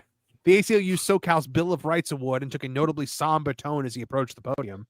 Mark Ruffalo spoke for nearly 20 minutes about Trump on a show that also featured Britney and Sherelle Griner, Will Ferrell, Harper Steele, and Viet Ta Nguyen. I don't know some of those names. I don't either. We got our asses kicked, Ruffalo said, referencing Trump's victory from earlier in the week. What doesn't kill you makes you stronger, but sometimes you have to spend a little time in bed before it happens. So dramatic. So he just needs a nap. He's cranky. I feel like Cartman in the spacesuit walking through San Francisco anytime we have to do something like this. With the hippies. He told the crowd at the ACLU, it was hard to come here tonight, honestly. He then went on to talk about the incoming Trump administration as though it was some kind of horrifying monster or natural disaster making its way toward the United States, and expressed fear over what was coming. Yeah, seriously. It reminded me of the way like the Japanese guys talk about Godzilla when they know he's coming. In the movie, like when they're making the plans for it. So he goes, the fact that we're here says a great deal about what we all care about in this life. And I want to appreciate you all for your values and the grief and fear that you most acutely may be feeling as well, because I know I am. We suffered a great loss, and it's a loss that touches deeply on so much of what we worked for and what we hoped for and dreamed for such a long time. He then asked everyone in the room to stand up, turn to the person next to them, give them a hug, and say, I love you. I hate him. It's like the worst evangelical preacher. Oh, Kevin, I'm I know. I'm shaking apart. I'm shaking apart. I am the Excelsior trying to get to Kittimer right now. But I will just simply say, in my life, I have had the distinct privilege and honor of knowing 10 Holocaust survivors, and I was actually very friendly with 3 of them. And when you 2 of them have such a very, very special story, it's such a very horrible time, and they looked at the world so differently than these spoiled, petulant, know-nothing, mind-numbing crybabies who exist in this fictitious handmaiden tale fantasy that only they endure, but they look at everybody else like they're the bleeping problem. I do not understand why this is allowed. I really wish we could go back to the old ways where you saw someone acting up like this, you punched in the mouth, told them to sack up, and you won them with your day. The world would be a much better place if we just went back to kicking wusses' asses. Well, I look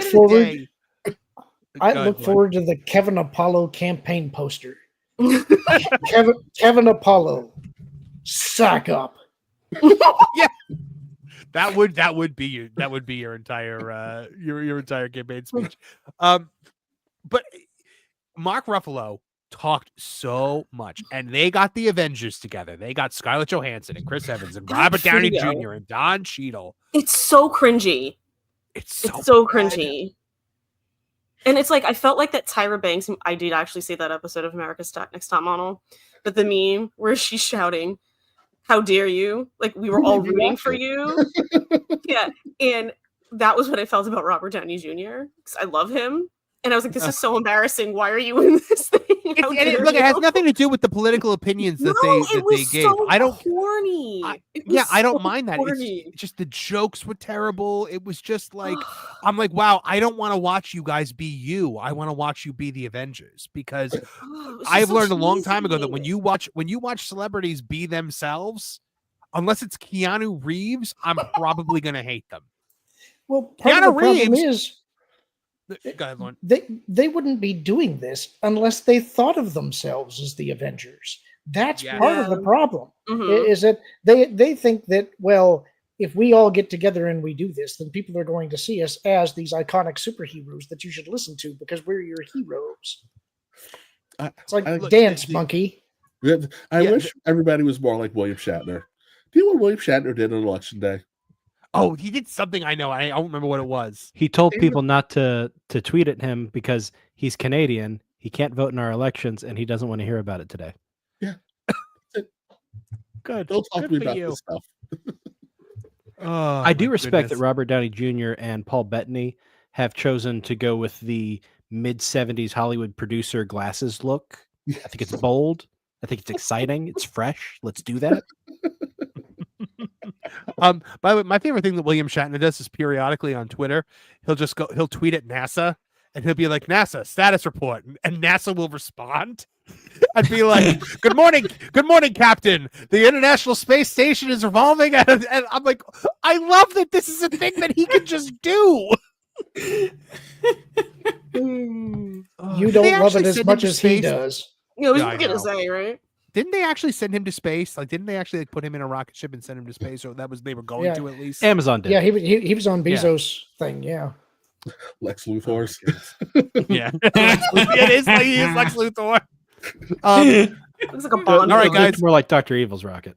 If we thought that the TDS Trump derangement syndrome was going to change in Hollywood, think again, because right after he wins, One Piece Netflix writer claims season 2 character is based on Donald Trump. Now, this is so full of holes. By the way, I love the One Piece live action show. It's so good.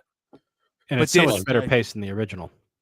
The Netflix writer claims a One Piece season 2 character is based on Donald Trump, despite the fact that this character debuted in the manga all the way back in 2000. So they're forcing it. They're forcing it in there. Okay. No, but he says that the original manga writer always intended for this to be a Donald Trump allegory. Why would it be? Why would it Japanese be in dude did? 2000? Yeah. It wasn't even on the right. Apprentice yet. Why would it be? A writer for the Netflix live-action One Piece series, which received critical praise nearly across the board, is trying to create parallels between Trump and a comical dictator named Walpole. Spencer McCooley, editor-in-chief of Bounding Into Comics, gave an excellent description of the character in his article, stating, introduced in the manga's 131st chapter all the way back in 2000, the stocky and purple-haired Walpole is best described as a comically stereotypical dictator. His greatest accomplishment in life is being his absolute ruining of his inherited drum kingdom, whose people have been left in a state of constant poverty, starvation, and sickness, thanks to their monarch's own selfishness, as he regularly pillages the nation's resources in service of funding his own pleasures. I had to quote Spencer there because he summed it up so perfectly. Netflix's One Piece staff writer Randy Troy is attempting to claim that the manga writer Ichiro Oda has always intended Walpole to serve as a direct commentary on Trump. This is despite the fact that he was first conceived in 2000, 16 years before Trump would enter national politics in a meaningful way. It was announced recently that Walpole will play a central villain role in the show's second season, and that the many saints of Newark star Rob Coletti will play him. He says, One Piece inspirations. The greedy and petulant Walpole is based on Donald Trump, whose family name comes from the German Drumpf, hence where drum gets its name. In an almost prophetic turn from Oda, Trump's U.S. policies were/are riddled with healthcare management issues. And then here comes the community notes for the win. Oda has stated previously in the One Piece logbooks that the inspiration for Drum Island came from drum rock in Canada. I'm bored. It's Not so by this boring. conversation. I mean, of this stuff. Of just this, right? We- So here's what Oda said. Here's exactly what Oda said, and this is a thing that anyone can find. One day I read a book and found a photo about drum rock, he said in the 25th logbook for One Piece. If I remember correctly, Drum Rock is located in Canada. The rock looked cool, so I drew an island called Drum Island with a mountain called Drum Rocky. Thus, the so-called Chopper arc started. This is just an out-and-out lie. It gets more ridiculous. I read ahead. It gets more ridiculous with the next quote. Yes. When someone pointed out that Walpole first appeared during a time in which Trump had no impact on politics, Troy doubled down, saying he planted seeds as early as 1986, leading to many jokes about him as a U.S. president in pop culture well into the early 2000s when drum was serialized. Even the famous Simpsons episode Back to the Future referenced this idea predating the start of the drum arc. This tweet has since been deleted, by the way. It should have. First of all, at that point in the early 2000s, not even early 2000s, when did we have when did New York have its governor problems with Spitzer, blind governor, and then Wiener? What was that all? When was that? I mean, it was the 2000s, but Was that around 2012? Yes, yeah. So New York had difficulties with governors from after making fun of New Jersey relentlessly for their 2004 governor problems. From 2007 to 2012, New York could not get a governor, or could get a governor that could not have himself be in trouble somehow. Trump was getting ready to run for to be a governor of New York, and if it wasn't for a well-placed barb by Obama, none of this would have ever happened. He would have been a New York exclusive as opposed to what we got. So like all this is nonsense. And then if you're going back to the Oprah interview when he was again at the first height of his fame, people were saying that he should run for president because he was openly antagonistic to Reagan. So it's like, what are you talking about, you blithering buffoon? You're just making stuff up. All right, the best one. Go ahead, mine. I was going to say the only I based him on Trump that I even remotely believe is alternate 1985 Biff Tannen from Back to the Future 2. You know what? I'll bring up the super chat now because it's Ryan Damon for $5 said this isn't new. Back to the Future Part 2's Biff was based on Donald Trump, and that's correct. Same wavelength. But because he wasn't a dictator or a president, he was a casino owner. He was a rich guy that owned a casino. And like you look at the decorating and like the Biff Hotel, and it's like total like it's 100% like Trump decorating. I love Devil's Advocate because they use I think it was Trump's gaudy apartment. Yeah, and it's so gaudy. All right, I saved the best one for last, and that's the thing that got us our thumbnail today, guys. Ugh. Oh, I don't even know what it is. I don't even know what it is, but I know what Disney's Snow White actress Rachel Zegler causes controversy with unhinged social media electing tantrum. Hope Trump supporters, quote, never know peace. Another day, another Rachel Zegler controversy. Disney's Snow White actress launched into an unhinged social media meltdown, flying off the handle in the wake of President-elect Donald Trump's victory over Vice President Kamala Harris. Zegler apparently posted parts of the long diatribe maligning and appearing to wish harm or misfortune on the incoming president and the 75.5 million Americans who voted for him to her Instagram account during the intermission of Romeo and Juliet, the Broadway show she's starring in. She's in the middle of a play. I can't control it. I have to do this in between. She was speaking to her people at this point because the only people down there these days are the people who are lapping this stuff up. So I'm sure there was some form of a. So she posted, I find myself speechless in the midst of this, Zegler says, before launching into a very lengthy speech on the social media platform. Another 4 years of hatred leading us toward a world I do not want to live in. I know this is my Mercedes Monet voice before any of you started the chat. Leading us towards a world that will be hard to raise my daughter in. Leading us towards a world. I'll get there. To a world that will force her to have a baby she doesn't want. Leading us towards a world that is fearful. It should be noted that Zegler is not a mother, and this daughter she spoke of in her rant is purely hypothetical. No, she did not say son.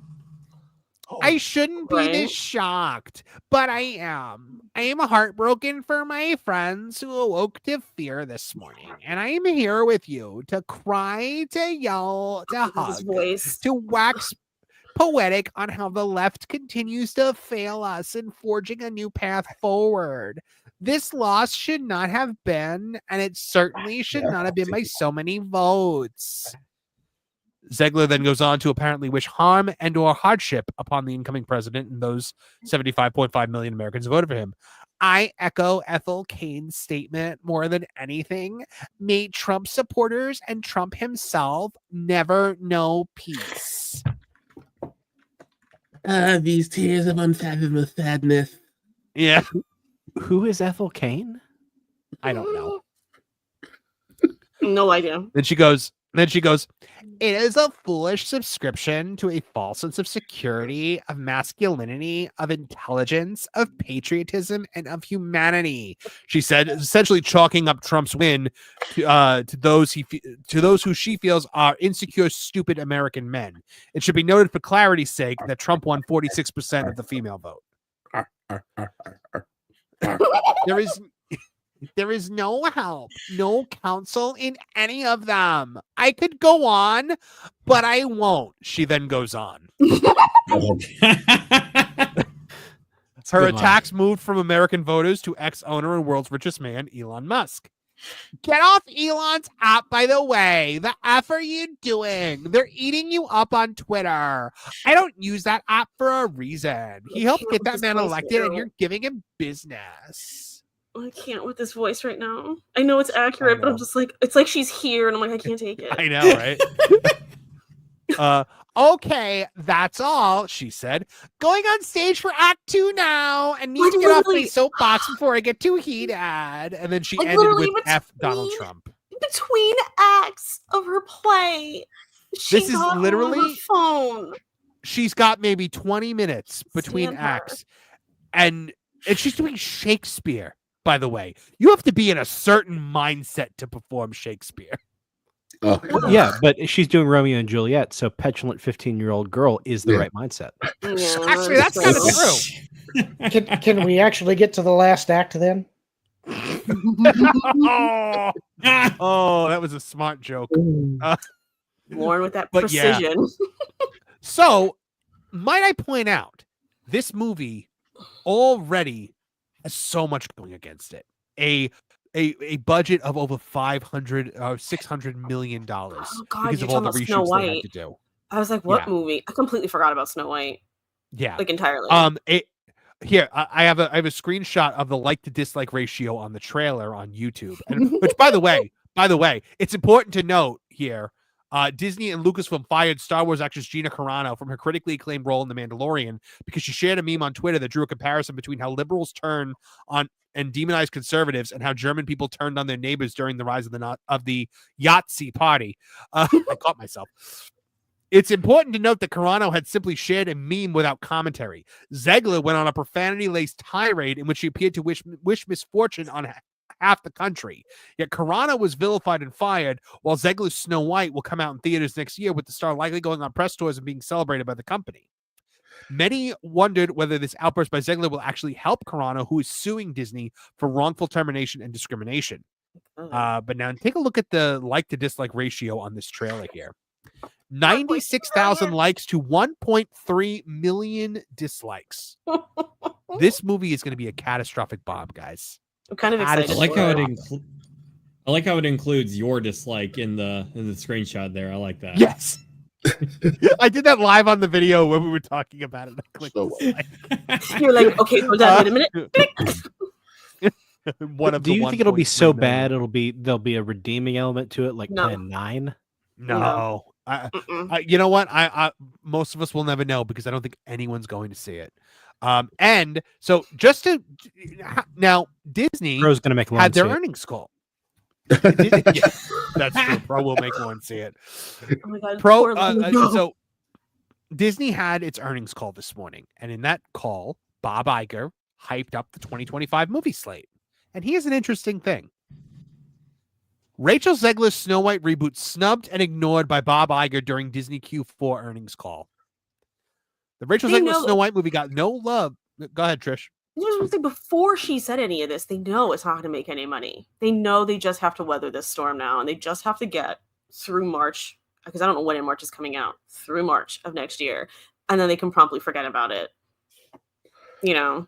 So Big Bobo said, looking into 2025, we have an extremely positive content slate, he said, including Captain America Brave New World, Lilo and Stitch, The Fantastic Four, First Steps, Zootopia 2, and Avatar Fire and Ash. Really? Captain America? Notable. You're including that in a positive content one? Okay. He is. He did not mention the Thunderbolts, he did not mention Snow White, and he did not mention Freakier Friday. I think Thunderbolts looks better than Captain America Brave New World. Personally. But all right, guys, I mean, they've got to be all out on her. Like, I legitimately think her Hollywood career is over. I can only hope. Honestly, I usually don't pay celebrities much mind, which is something they are having trouble realizing right now. Is that most people are like that?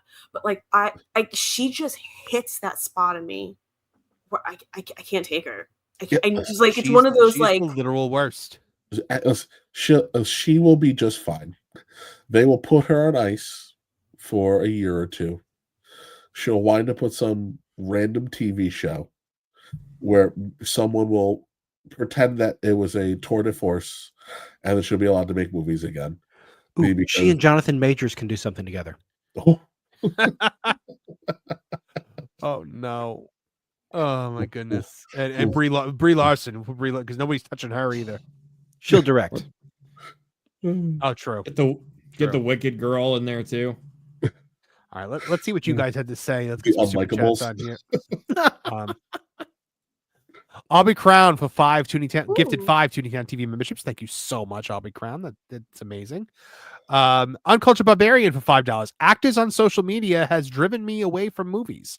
I used to go to dozens of movies per year. Now I see 1 or 2. They lost the plot. I love that phrase. Lost the plot. It is.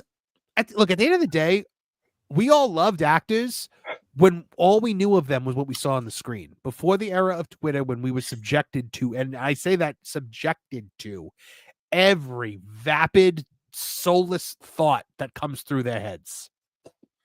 Well, at least you know the agents aren't doing it. It started a little before that.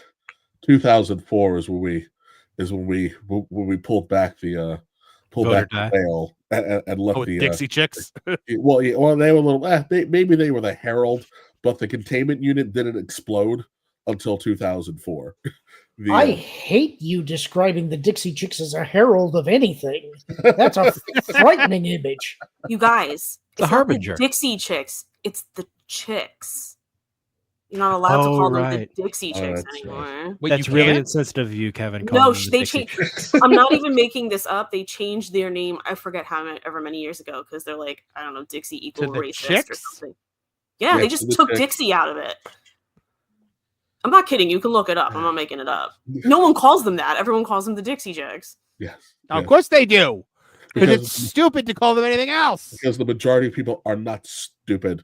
But the containment unit exploded, and in 2004, these people decided that their opinions were the most important thing to ever be bestowed upon humanity, like they were being handed down from the mountaintop on stone tablets. And they have used those stone tablets to bludgeon us, especially horribly, every 4 years since. And then came Twitter, where you didn't get a break from their vapid stream of consciousness. You know, maybe you could get some joy out of someone saying something bizarre like Kurt Cobain would have really loved GPS. Instead, it's usually some long drawn out. You guys talked about that last week, right? Did you talk about? No, we didn't get to it. I forgot. Some long. I'm always ready to talk about that, though. About how everybody's racist, sexist, homophobic, blah blah blah blah blah blah blah blah, and like at the end of the day, because they have lost the plot, people have realized 4 big things: Epstein Island. That's it. That's all you need. Epstein Island, the Weinsteins, Diddy parties, the Playboy Mansion.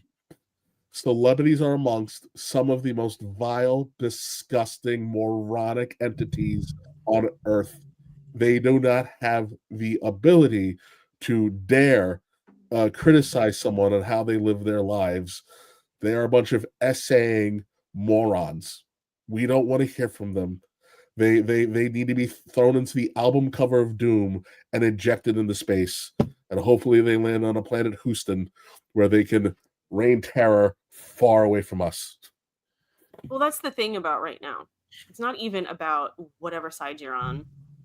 Literally, people don't care about them anymore, and they're not getting just like yesterday, Jamie Lee Curtis announcing that she's leaving Twitter. And like, who cares? Who cares?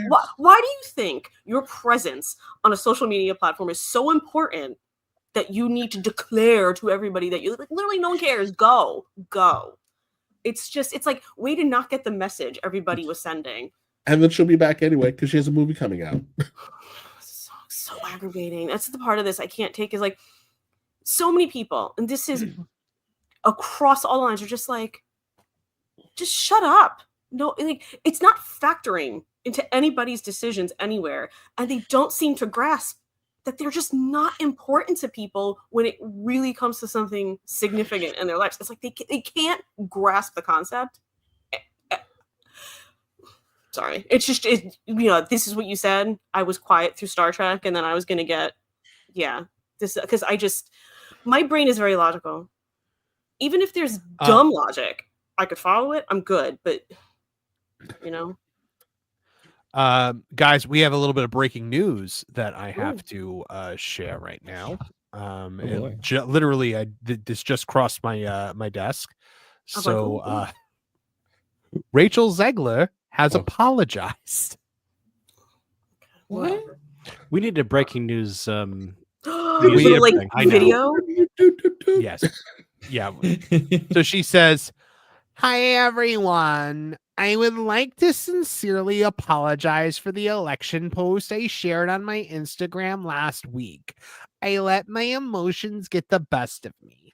Hatred and anger have caused us to move further and further away from peace and understanding. And I am so sorry I contributed to the negative discourse.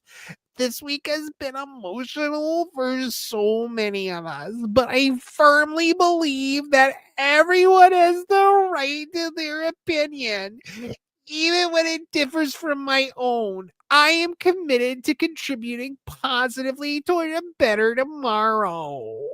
Oh my God. She was also the one that said, "If you don't vote like me, unfollow me from Instagram." So yeah, everyone has the right to their own opinion. AKA, someone at Disney called her and was like, "You fix this. Fix this now." They didn't tell her to fix it. They wrote it. Pay attention to the word discourse. We've heard that recently. Oh, true, Lon. You're right. That would have been a great apology if she stopped at paragraph 1. Yeah. That's all she needed to say. Because then she has to start preaching about it, Well, Yeah, that's wow, what I'm shocked. I'm sorry, but it's really that's always all what of I our feel. faults. Yeah. Oh yeah, I picked up on that sentiment now. That's where they always fail, because they are incapable of accepting anything that vaguely resembles accountability. So if I can't be a victim, then we're all victims, and therefore I also still get to be a victim. I'm surprised there wasn't an "if I offended you." You know? I'm sorry if you were offended. Yeah. Yeah, like one of those kinds of deals. I guess that lends to Lauren's point about it being written for her. You know, the Snow White trailer is the last Snow White trailer is supposed to drop this month. So I'm telling you guys, somebody at 2 Disney million? was like, fix this now. They got the Mr. Doback speech. Oh yeah. Marv and his 300 sock accounts are all going to downvote it. My 1.3 million accounts. TL89 aka dislikes puns for $5 says, "Aw, should I leave the chat then since I grew up in New York and live in LA? LOL. I certainly won't make any claim to being normal though, because weird. Weird. Oh, you do that way too good. Who? Me? You just did that way too accurate. Do it again. No, see, but now you're saying it, and I can't. That's really okay. That's This is like when we used to make you do the "All Hail King Booker" when we were watching pay-per-views and Hooters. The second someone asks me to do something again, I know I'm being paid attention to, and it's never going to happen. Okay, guys. Story. So we used to watch WWE pay-per-views, me, Kevin, Trish, from a Hooters in New York. And Listen, it was cheaper going there and buying some wings. So it was, and then like the waitress would try to like sit down and talk to us. We'd be like, "Go away, we're watching wrestling." But the so that was when Booker T was doing the King gimmick. I was always nicer than that. Don't worry, Nolan. Thank you. I was Because they're doing the thing where they try to sit down and flirt with you so that you'll tip them more. I'm like, we'll already leave you a tip. Just bring the wings. But it was when Booker's wife Sharmell would do the "All Hail King Booker," and then one night Trish did it, and it was so spot on that we were like, "What?" And we like kept trying to get her to do it, and she wouldn't do it again.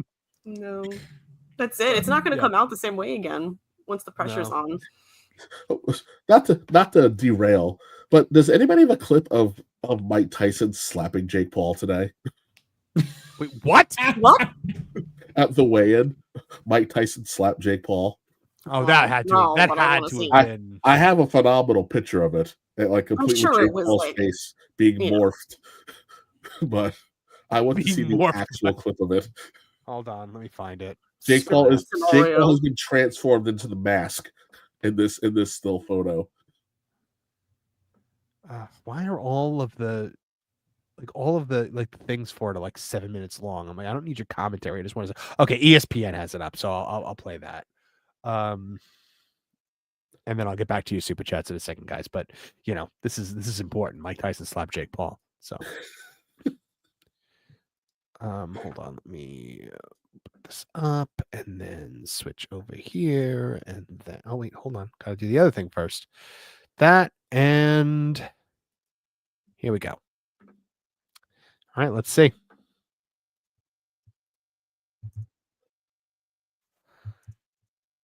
It was so fast. Okay, let's see it again. Oh, so he tried to do like some little slink up thing, and Tyson was having none of it. Yeah, look at he's like crawling like a tiger. Yo, what was that? Look, it might be the wrestling fan in me, but that's a work. Yeah. Oh, yeah. Come on. Yeah, we got to make sure people go on the Netflix tomorrow. Right. Yeah, that was 100% planned. For those of you that don't know what a work is when it's part of the show. Way to give it away, bro. Yeah. I'm sorry. Jamie Earhart for $2 Canadian says there's also two wives he's off. I don't know who he's talking about there, but Henry VIII? Shatner. I don't know. Yeah, he's talking about Shatner. Shatner? Oh, okay. What? I didn't know there were two. I knew about the one. My wife, my beautiful wife, she's at the bottom of the pool. Sir, don't hang up. Oh my god, I forgot about that. I knew about the pool one. I didn't know about the other one. My father so always Ryan, said there was no way. After OJ, there was no way Captain Kirk was going to jail. It would have been a revolt. No. John Williams from $9.99 says this reminds me of the character of Gremlins 2. The Reddit claimed years later it was based off Ted Turner, despite the fact he's a blatant Ted Turner parody. Yeah, like billionaire Ted, essentially. I haven't seen Gremlins 2 for. The only thing I remember about Gremlins 2 is the Hulk Hogan cameo, where he stops the Gremlins from disrupting the film. I remember Gizmo gearing up like Rambo. Yes. Yes. John J8999 for $1.99 says she's saying this sitting in her Maybach F off. I think talking about Whoopi.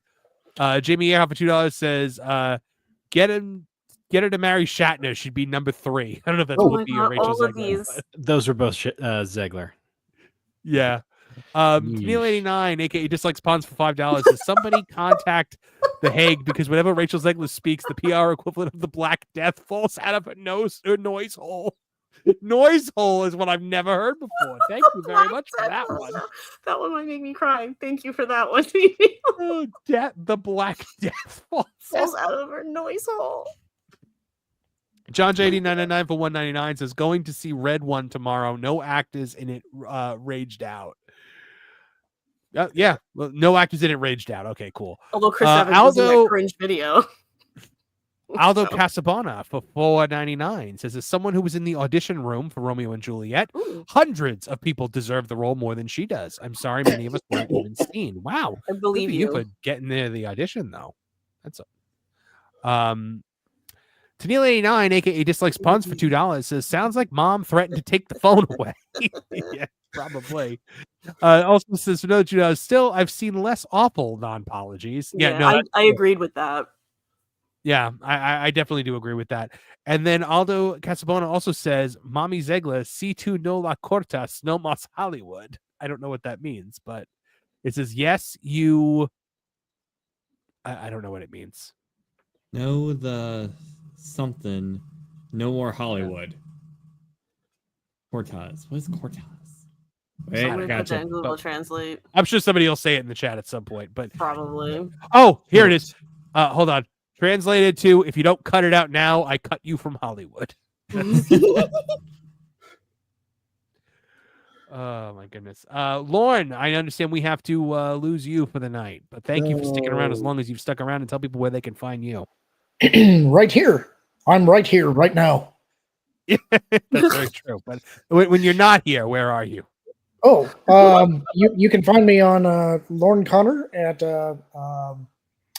X, and you can find me at Lauren Connor 9030 on YouTube. I frequently appear on the Genre Guys with Lou Wasserman's Ghost and Hangry Table. You can find me on Pro's channel quite often. You can find me around. I'm not hard to find. It's very true.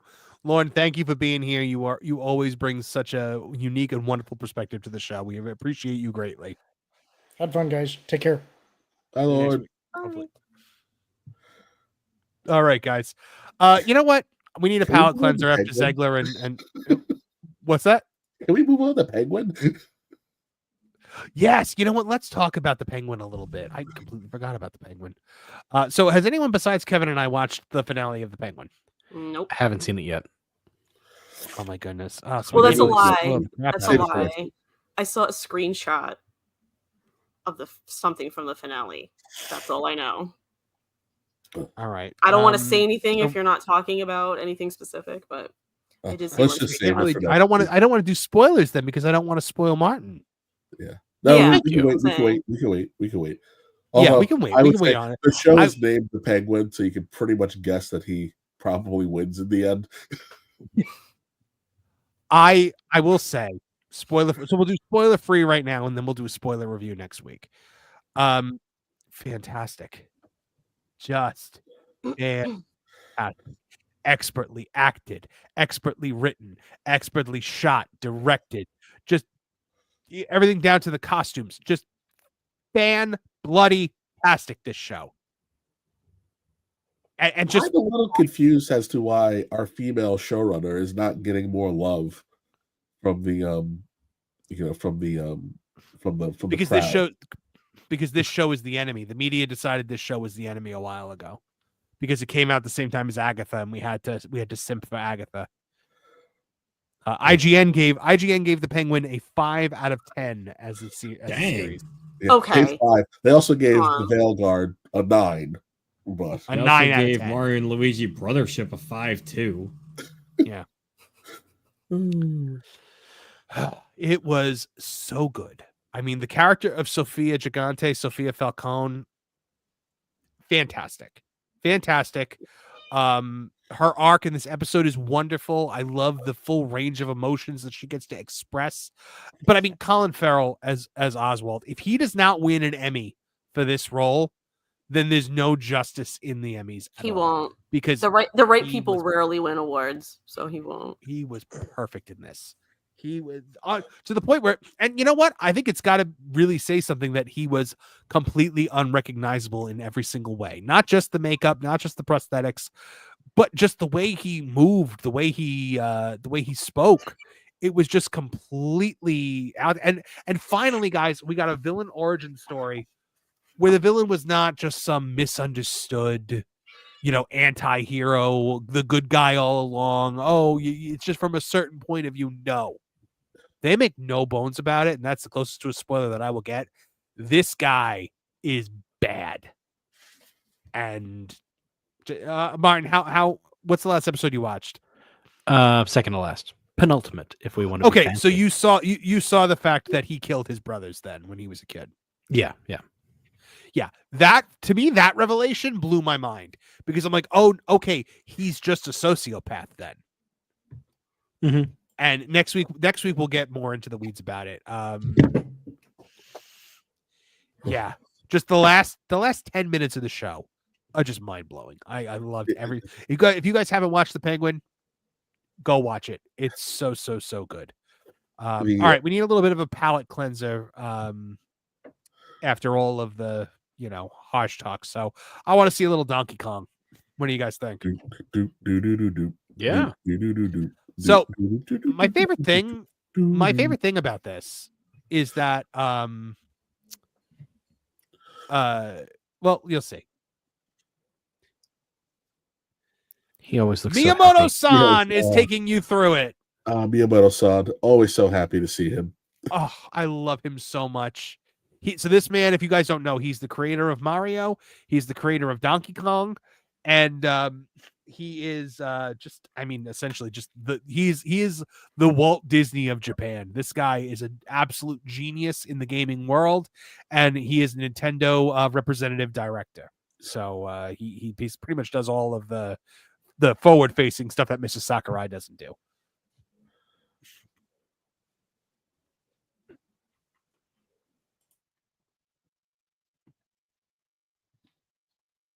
Yeah. All right, so he's going to go through the warp tunnel.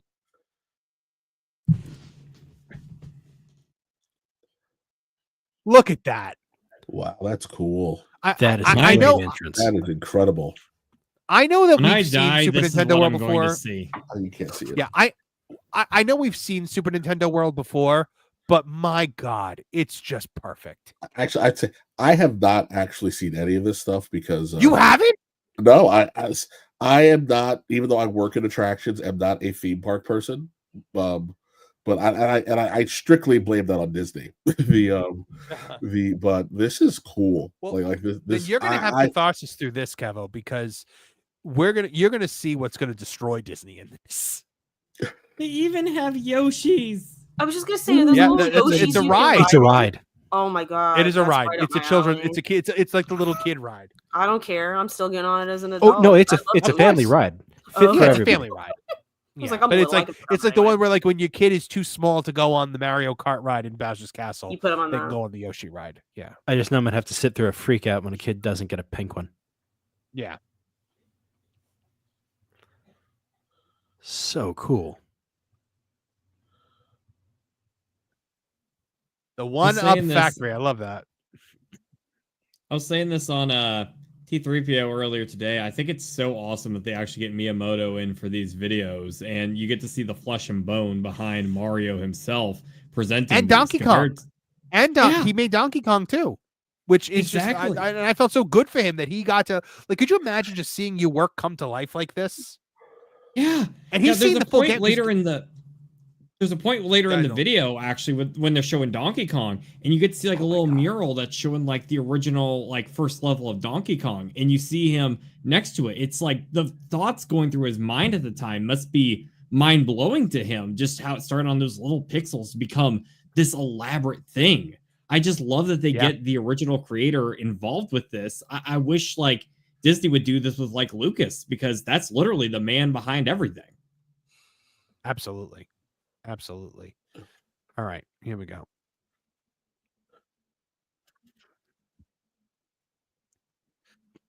So now we're going to Donkey Kong Land.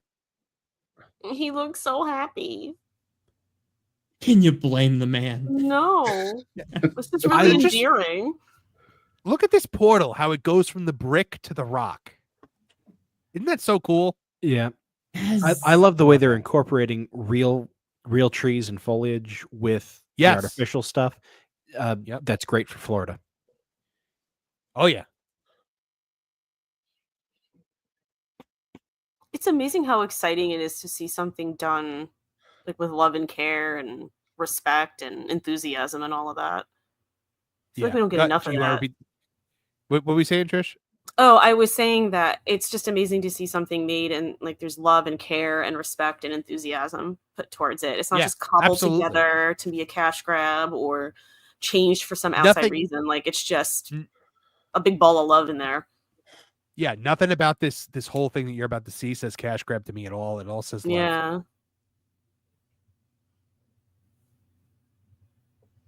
Look at that. Hold on. Let's go back. Kev, I mean, come on. So that's awesome. Look at you got Kong's treehouse here. You got the temple over there, which by the way, I've seen them building this temple in Orlando. You could see it when you drive by the Orlando Convention Center. It looks like the garbage cans are DK barrels. You got Funky Kong's plane over here. Could you? And that's a more obscure thing too. The fact that they went out of their way to find like stuff that everybody knows, but it's just like really so little is known about certain aspects here. At some point, you even get to see them playing the little like bongos, like the DK bongos, and I'm like, who thinks of that? Oh, sorry. We're gonna get I'm there, so man. excited. I know. Nabbit. Spoiler.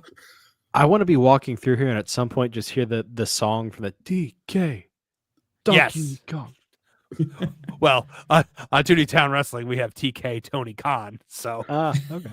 it is the same song. This place is going to be like a zoo, isn't it? For Oh, a it's- really yeah. long time. Oh yeah. Oh yeah.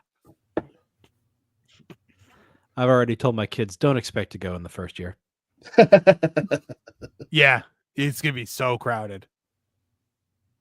Worth it. I was just going to say, to have a little bit of a better experience in that regard is worth it. Is it blowing smoke? Yep. Yes. That's so cool. I couldn't tell if it was smoke or like, water kind of misting out. I thought Florida didn't pass that amendment.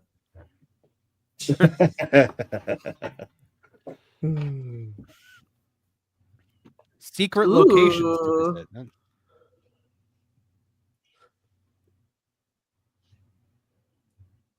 Okay, let's also look at the fact that look at the costumes that the team members wear here. I love them. I love the costumes. Those are It's some so red pants.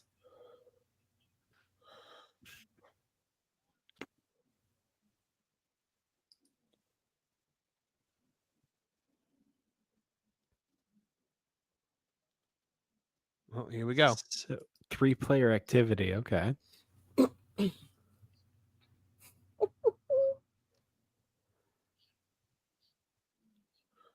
Never in a million years did I think they would think of doing that. And isn't this the most wholesome thing you've ever seen in your life? I love this. This is awesome. Ooh. And Rambi the Rhino shows up. So you've got to play Donkey Konga? Yeah. Awesome. This was a game. This was a game on the GameCube. You had the bongo drums, and you had to play it was a rhythm game. So cool. Could you ever imagine? Look at that animatronic Rambi. The animatronic Rambi the Rhino is so cool. Better than anything in Tiana's Bayou Adventure. I think it looks better than it does in the games. It's so cool. Oh my gosh. I love this so much. Wow, man.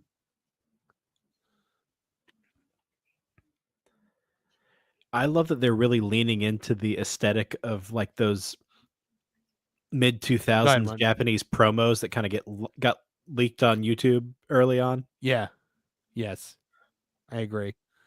Now look here, he's finding the letter K, not because this Nintendo Direct is brought to you by the letter K, but because in Donkey Kong Country, in every level, you have to find the KONG, and in Donkey Kong Land, you have to do the same thing. That's cool. This is a K.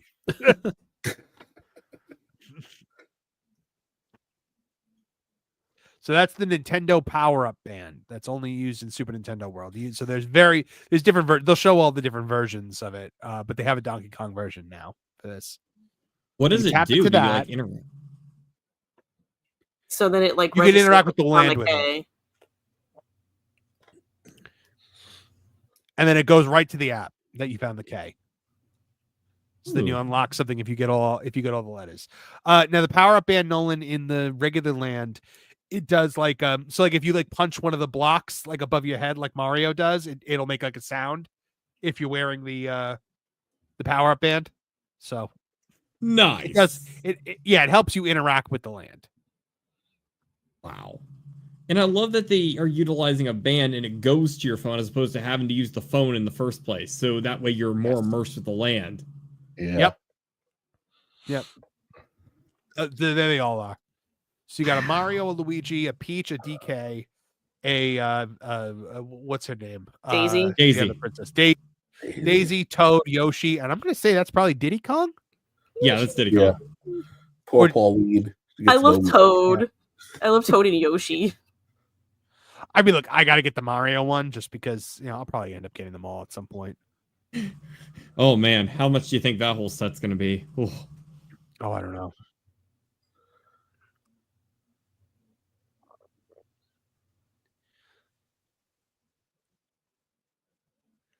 I could go for a banana. So now I'm kind of hungry. Universal's going to have Donkey Kong with the bananas and the Minions because they have banana popcorn for the Minions right now. If it was Disney, they would have gone with daiquiris because they're all about the booze these days. Of course. Oh, yeah. Got to have it everywhere now, even in Magic Kingdom. That? Look at this bad boy. Is that ice? It's a crushed. Oh, crushed. And look what it comes in. Okay, that's adorable. Kevin Apollo, look at that. Look, it's diabetes. Yeah. I love diabetes. The theme diabetes. It comes in the cool souvenir cup. I love that so much. I love souvenir cups. Did they go fully Willy Wonka and the straw is edible too? And that is I just said I was hungry too. Yeah. So that avocado sauce. So it looks like it's got avocado Doritos? sauce and Doritos on it. Yeah. I'd try it. Yes, Americans love just make it as fat as possible. And this is in Japan though, but it's coming here too. But he's at the one in Japan right now. The Japanese are not going to know what to do with that. Universal is going to leave all the Americans looking like Wario by the end of it. Pretty much. Oh, this is Banana Horde. It actually doesn't seem like a lot of bananas for Donkey Kong. He didn't do so well in the last level. Look at this. Look at how cool that is. Wow, that's great. What a cool costume. That's phenomenal. I was on a stream with Jonas J. Campbell earlier today, and he was like, I am a grown man, and all I want is to hug that Donkey Kong. And I was like, man, I just look the way it moves, the way the joints bounce. I mean, it must be so hot in that thing. Look at the fur move, though. It's not stiff. Yeah, you're right. And he could do the thing where he beats his chest. I mean, that is so cool. It's amazing how well they did the proportions too, like how broad the shoulders are. It doesn't look like just a dude in a suit. Like if you saw like a still shot of that and he was more hunched over, like it could look like it was coming to wrap a new game or something. You could take a photo with him like he's Santa. Well, yeah, it's a character meet and greet like any I theme like park, that. but I've never really been to that many theme parks, so it stands to reason that they're in there. But you can meet Mario, Luigi, and Peach at the other one. At Super Mario World too. That makes sense. And the costumes. So we got a Funky Kong. I like that it's themed to Funky Kong. I'm gonna lose so much money at this place. I'm a sucker for exclusives. I'm like, I gotta get one. Why not buy them all? And never bring you to Comic-Con then. No, I have good restraint. It would be like, which exclusive thing am I going to get? But I will get an exclusive thing. When I would go to New York Comic-Con, I would always go right to the Hallmark booth because they would always have an exclusive ornament. Like one year, it was the ornaments. Yeah, it was 1 year. It was a black suit Superman 1 year, and I had to have it. It was a New York Comic-Con exclusive.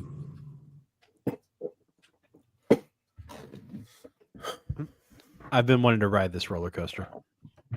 This roller coaster is going to be so cool. They don't really show much of the actual ride, so I'll explain it. It's got a side rail system.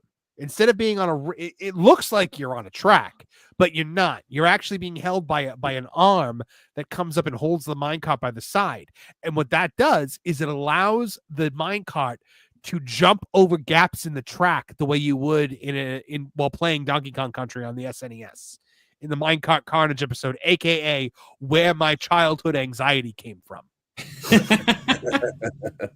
that was a hard time. Oh, then at the end, like you pass the little arrow that says you're right at the end of the stage, and you think you're fine, and then that crocodile in the minecart just comes zooming at you at the last second. Oh, that was super mean.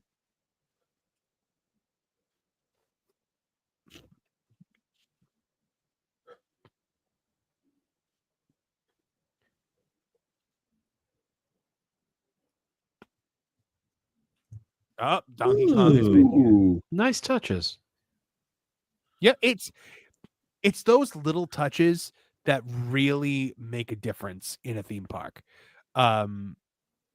Just like that. Like Disney used to be famous for that kind of stuff. Like in the tangled area by the bathrooms, they've got like the horse tracks in the dirt, and some of them are like really big horseshoes, and they say Maximus in it. So, yeah, that was back when they cared about stuff like that.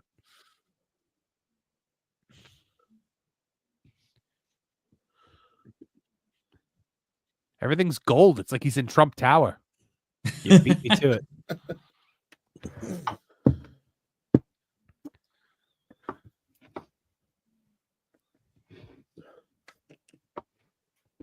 Oh no, this isn't one. This is a really neat looking queue. So Universal are the masters of the queue. Okay, this right here. Great. The mural of the first Fantastic, Donkey Kong right? game.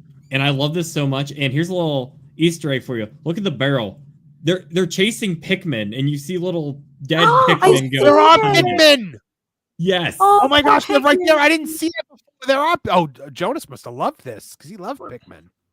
Aw. Rolling over Pikmins. They outran it. Don't worry.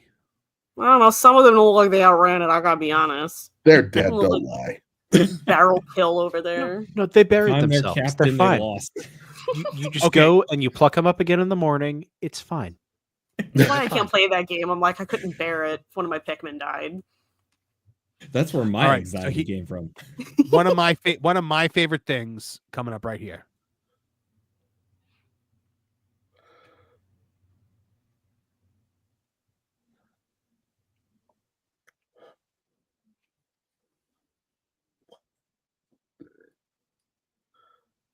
That's cool. I cannot get over how amazing that is. It looks nothing in Tiana's Bayou Adventure comes close to this. Holy moly. This is just in the queue. Hey, it's pro. Oh.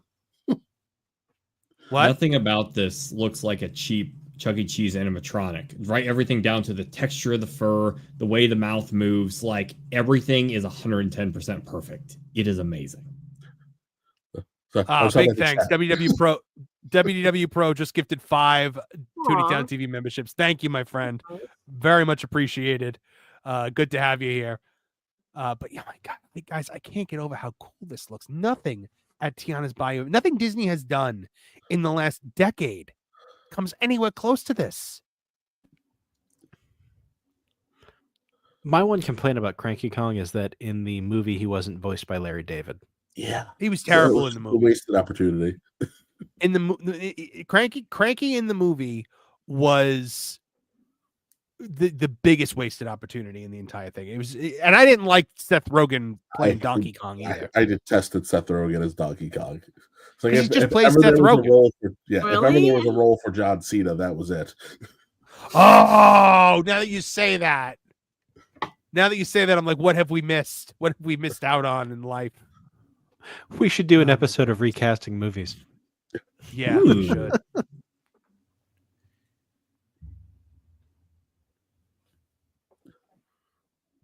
All right, so he's explaining That's something that's got the fans a bit disappointed. It says the Tiki Tak tribe is the villains of this. A lot of Donkey Kong fans really go for the Kremlins, so that's the one thing. I like the Kremlins and King K. Rool also, but I'm okay with it being the Tiki Tak tribe. Same. Oh, excuse me. A lot of stuff will be forgiven just for it being a good ride. Yeah. And it's supposed. Oh, there's Dixie Kong. I can't believe how they just spring Dixie out of nowhere in this. Like, they don't even bring any attention to her. It's like, oh, here's Dixie. I bet she pops up a few times. I'm excited. Because I'm sure that once you go into the temple, there's animatronics everywhere. So it looks like you get it looks like you get a launch out of one of the cannon barrels. Nice. Accelerator coaster. That's unbelievable. That's unbelievable. Hopefully this barrel doesn't result in me dying as much as I did in the game. Yep, right. Yeah, hopefully it doesn't like point toward the ground the way it would randomly in the game. I don't think you can die as much in the game. I think that's a one and done proposition in real life. Yeah, probably. No, as long as I got the balloons, Trish, I'm fine.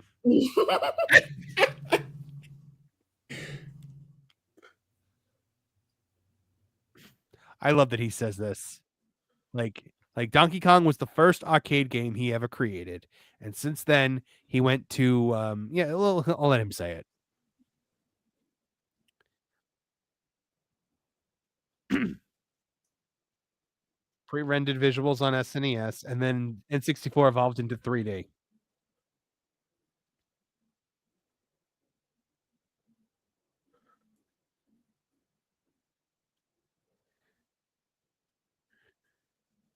So there you go, guys. Donkey Kong coming to Universal Japan, and also going to and Pro says, I want my Zelda land, darn it. Well, from what I'm hearing, you might just get it, because they got a whole big plot of land over there in Universal Studios Orlando that is let's just bring back Captain Ed. Give it to me all, including Wombat. Captain Ed in the Gameverse. Yes, including Wombat Man. Give it to me all. I really would love that Zelda land. I would be like a 10-year-old there, but part of me also feels like I'd get trauma because they'd make like a big recreation of the Majora's Mask moon, and I'd be crying up on sight. There would have to be a jar-breaking like carnival game. Yeah. Ooh. Maybe a place you can chase around chickens and stuff. Animatronic for chickens. sure. For if sure. If you're meandering around for too long, something just goes, "Hey, listen." Make Navi the light bulbs. My wife says that all the time. She does it in like the Navi voice. She'll be, "Hey, listen." But I would love. So they got that big Lost Continent area, and the rumor that I've been hearing consistently is that the Lost Continent is going to go away in the next couple of years, and we are going to get a Zelda land in its place at Islands of Adventure, which I think is great because Islands of Adventure needs to be consistently revamped with new things. Because a lot of things on Islands of Adventure are very dated, but they're not so classic as to be things that can't be taken away. So yeah, I'm all for. There's nothing in the Lost Continent anymore besides like a restaurant and a couple of like because ever since they got rid of go ahead, Nolan. What? There is one thing left in the Lost Continent, and I will vouch for it because it is hilarious. There is a statue dude that's in the Lost Continent, and he talks to you. There's literally someone talks to you through a mic at a different location. Yes. And I was literally there. I was asking him, I'm like, so with the stuff closed, what's coming? I think we talked about listing it on Zillow or something. It was great. Bless you. Bless you. Sorry. You know what? I honestly, Kev, I think you're just allergic to greatness because joining us right now, the one and only Spencer McCooley, editor-in-chief of Bounding into Comics. Nice to It's up. Chiefs time, Finally Chiefs show Nation. What's going on? Tomahawk Chop. What up, Chief? What The up, amount Chief? the amount of energy Spencer comes in with at the end of a stream is always so know. jarring because we're like blah blah blah, and he's like and he comes in. Let's go. Let's talk about the fact that Simu Liu is back as Shang-Chi for What If. Let's go. Who's excited? Oh my! Not you. We were I don't know, happy. he sounds pretty excited. I literally we were happy. I We were talking got about Donkey Kong. I got sent the like news article that's like, oh, Shang-Chi is back, and I told my friend, I was like, I will never watch those 2 episodes. I will watch every other episode of What If, but if he's in it, never happening. Still haven't watched Shang-Chi. I'll tell you all about what happens in him. Marvel's What If Shang-Chi was recast. Thank you for continuing to take the hit on bad media for us, Marvin. Yes, Between and Veilguard and Shang-Chi. Yeah, Spencer and I are doing this thing now where whenever we see each other, we call each other Chief because we are the Chiefs. We are the Chiefs. I don't think anybody knows. We gotta get out. We should get Alan in on that too because he's editor. Oh yes, we should have. Oh, and we were talking to him earlier. We were just on stream with him earlier today. Garza. Yes, we were talking about doing a stream together just called The Chiefs. Do it in Kansas City. Awesome. I see you, Nolan. All right, so a few more super chats before we move on to sort of the end of the show. Jamie Earhart for $2 Canadian says Ba Weep Granary Weep 9 Bong. I don't know what that means. And I'm worried that by just saying it, I've like put a mark on myself that like some ancient monster is now going to come find me. What was the conversation around it? Can you see? I don't See know. if I can I'm looking scroll I'm looking at just the super chats, like because I can't go back that far for some reason. John J. If you guys want to know what it is, what is it? It's the universal greeting in Transformers. Oh, Weep Granary Weep 9. I guess that's supposed to be. Yeah, there you go. Okay. John J. 999 says. He says, you got to mix the flavors to that last 10 minutes. Wow. Talk about Penguin. From the first episode, we talk about the slush puppy with the you got to mix the flavors up until that last 10 minutes. It's just chef's kiss. Growing up, I always thought it was just me and my friends that called it a suicide when you mix all the flavors. Oh, I called it that too. Great. Yeah, I've heard it called that. I've never heard it called that, but you know what? Maybe I did. Maybe I what, did. But what I did would you do? Hurricane? Maybe something like that. But I loved slush puppy. What word did you use, Marvin? Was it hurricane? Or did you just say I'm mixing them together? I'm just saying I'm gonna have all. No, we used there was, I remember it being called swamp water once because it turns the color of swamp water. I can see that one. I kind of like that one. I mean, I get it, Yeah. but that's so unappetizing sounding. So whenever I'm in Magic Kingdom and it's like a really hot day, I go to Big Top Treats at the Storybook Circus and I get a Goofy's Glacier that mixes all the flavors and it has the magic of a multi-flavored slush puppy. I got one of my favorite Disney treats ever from there. It was dark chocolate covered pineapple. Oh, that sounds so good. They do have that. Yeah, that is a place that they do that. I love Big Top Treats. It's one of my favorite places. It's Neil89, aka Dislikes Puns, for $2. Says I'd forgotten what class looked like. Talk about the Donkey Kong Land at Universal. Spencer, have you seen the Donkey Kong Land at Universal? Like what it looks like? Oh my God, I am so excited for that thing. I'm not even like a big Donkey Kong or like the biggest. I'm a Donkey Kong fan, but not like the biggest one. But oh man, everything looks so good. Everything looks so fun. I was telling this to Vash and Nolan over on T3PO a little while ago. Like that, what they're doing over there at Universal is kind of what Disney used to do. Like they used to be like, we're the standard. We're going to put all this effort into our presentation. And now they're just like, go get some flooring from Lowe's and then go get a shack from Home Depot and throw it in front of Haunted Mansion. There you go. We're good. Fill in that iconic river that's all about, America and American expansion. Just fill that in so we can ka-chow.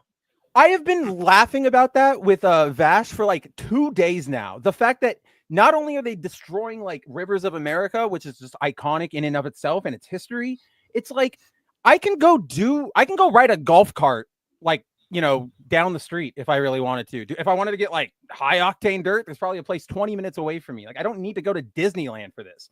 And it's not going to go fast. It's going to be like a little kid ride. It's so dumb. It's just all bad. If the Florida environmental people have their way, then the Eagles will save the rivers of America, just like they did Sam and Frodo. By picking up the entire river. No, there was some eagles are nesting there. And they're river. Endangered?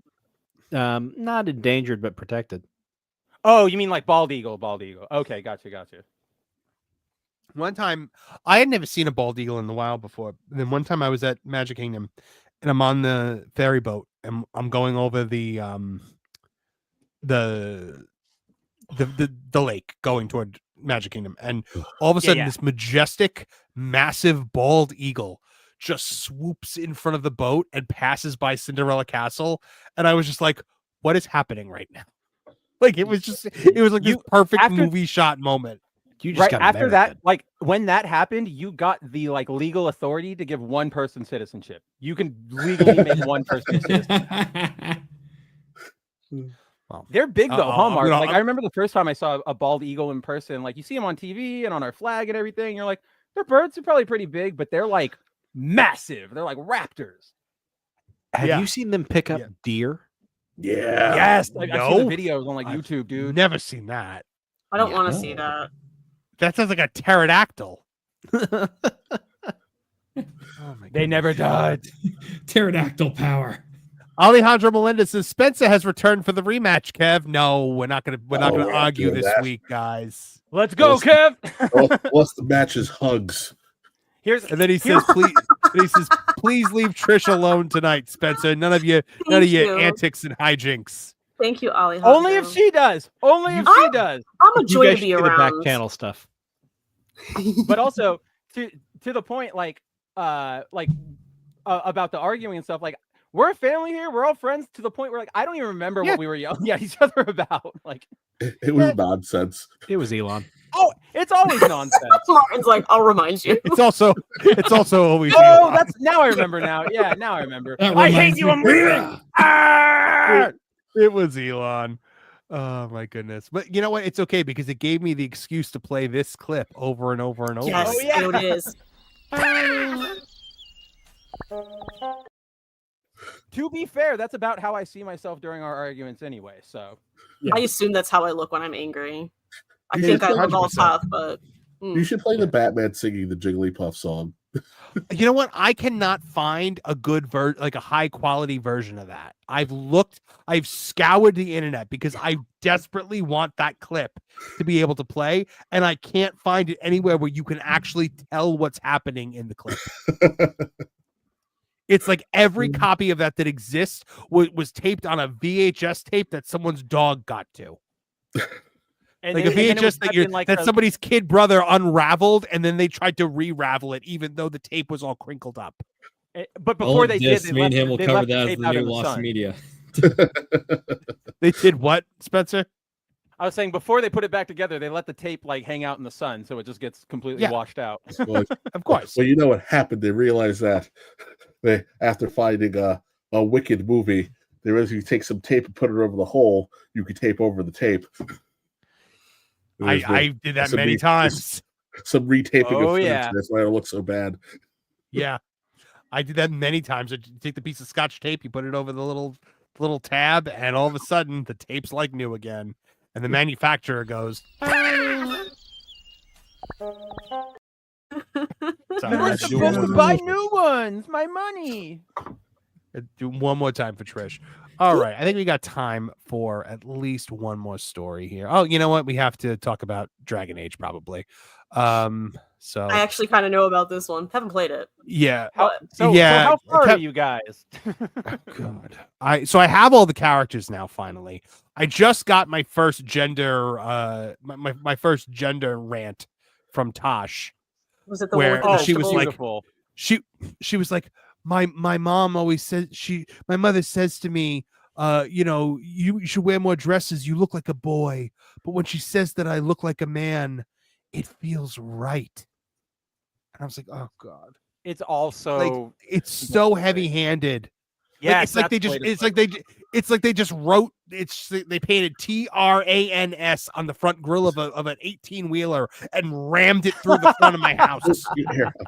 It's if Baldur's Gate is like that friend you have who's vegan and they prefer what they create wonderful meals for themselves, but they don't talk about it. They just happen to be vegan. This game is the person who says they're vegan but isn't. It has to beat you over the head with all the vegan food that they don't eat and how you're putting toxins into your body. It's brutal. I'm so sad. They ruined Morrigan. They did. Morrigan. What happened to her son? Where is he? Well, because the game's not actually made for people who played the game, go screw yourself. Is pretty much what I've gotten so far while playing this. Oh, right, because you could choose for that not to happen, right? Like you could choose for her to not get pregnant. Yes, but no one on Earth did that.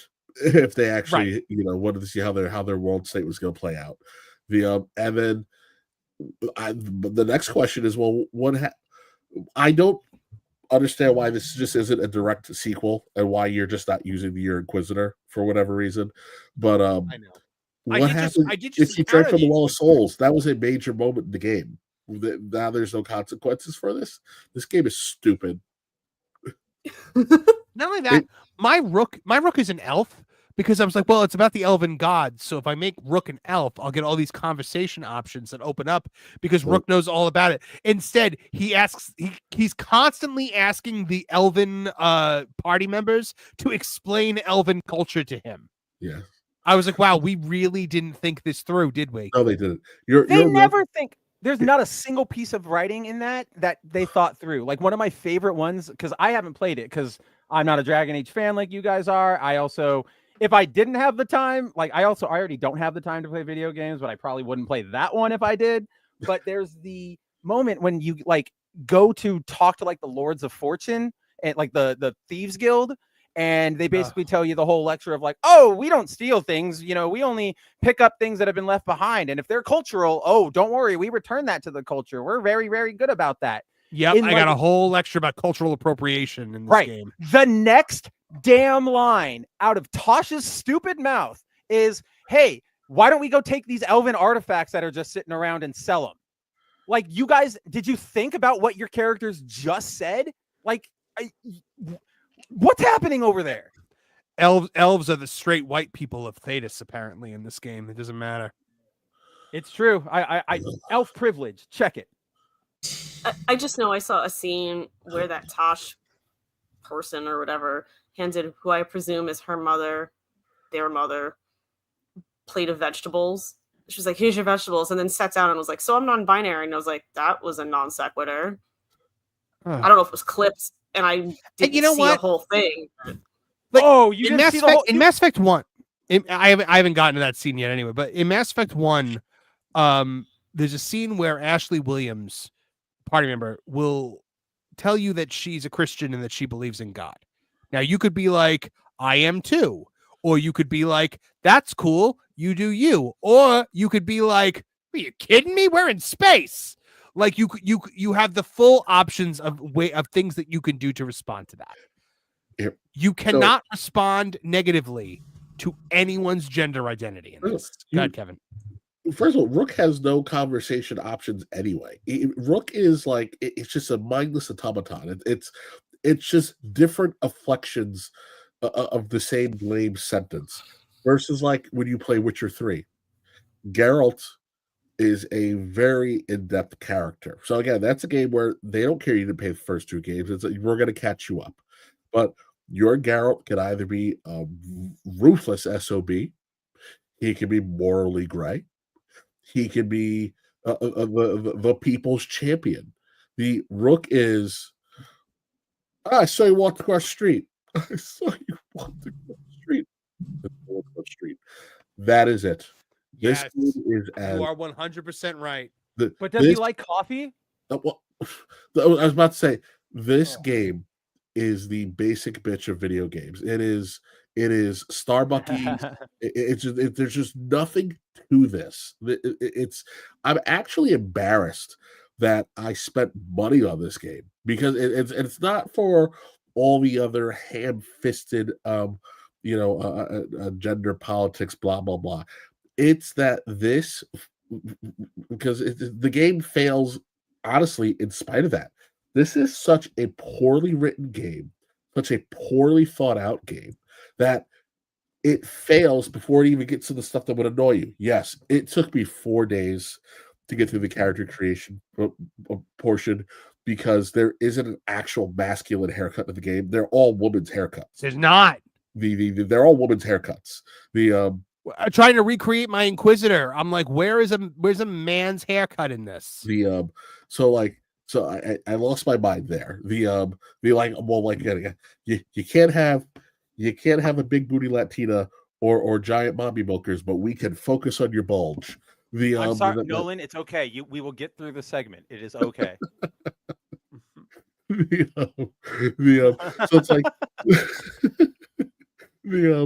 it's like but like the game just I mean, this is bad. I mean, this is really bad. This is bad. This is embarrassing. Like seriously, BioWare should be apologizing to people. And frankly, this game is such a failure that good luck bringing it to GameStop, because by the end of the week, you're going to be lucky if you get $12 for it. It's $14. If you want cash, it's $14 right now. Store credit, with store credit, you can get up to 22.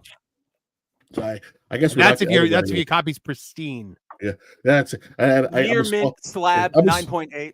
Yeah, I'm assuming we're not going to ever get a chance to talk about it with culture, but my contact who works at a major retailer, his region had the number changed from last I reported it. They were at an 83% return rate for this game. Oh my god! Because I cited your source. Incredible. That's insane. That's among 7 stores. No, he bumped it out when I asked him for the updated number. So because we did it based off the math, but we talked about the lack of pre-sales, but we did his stores. So we went from Manhattan to most of Bergen County in New Jersey to the tip of Orange County in New York, which was 20-something stores. Yeah, so that's a big area. Holy crap! That's an 83%. Yeah, over 83 return rate. And we're talking most people are buying it in the morning when the store opens up, and they're returning it that day. They go, I don't want to play this. Wow. What's so the it's like return? immediate. What's the standard return rate on a AAA game? Did you guys figure that out? For a trade-in? Well, For- like for a let's AAA say for a AAA dissatisfaction game- returns. Well, you can't really dissatisfaction return an opened physical copy of a game because you don't like it. Typically, then you're trading it in, or you're getting store credit, or something like that, or you're exchanging it. I mean, I would say this is unprecedented, frankly, because usually for a AAA title, fine, GameStop has been pretty ruthless since KB, since all the other game stores have fallen. The GameStop has been a little ridiculous with their trade-in policy, but I can't think of a modern other than stuff that's come out this year. This year has just been a veritable cornucopia of failure. But I can't think of a time where you could have gone to bring back a AAA title just hardly 2 weeks after it came out, and you're essentially getting pennies on the dollar. You usually rush to beat it so that you could try to get at least $25 back.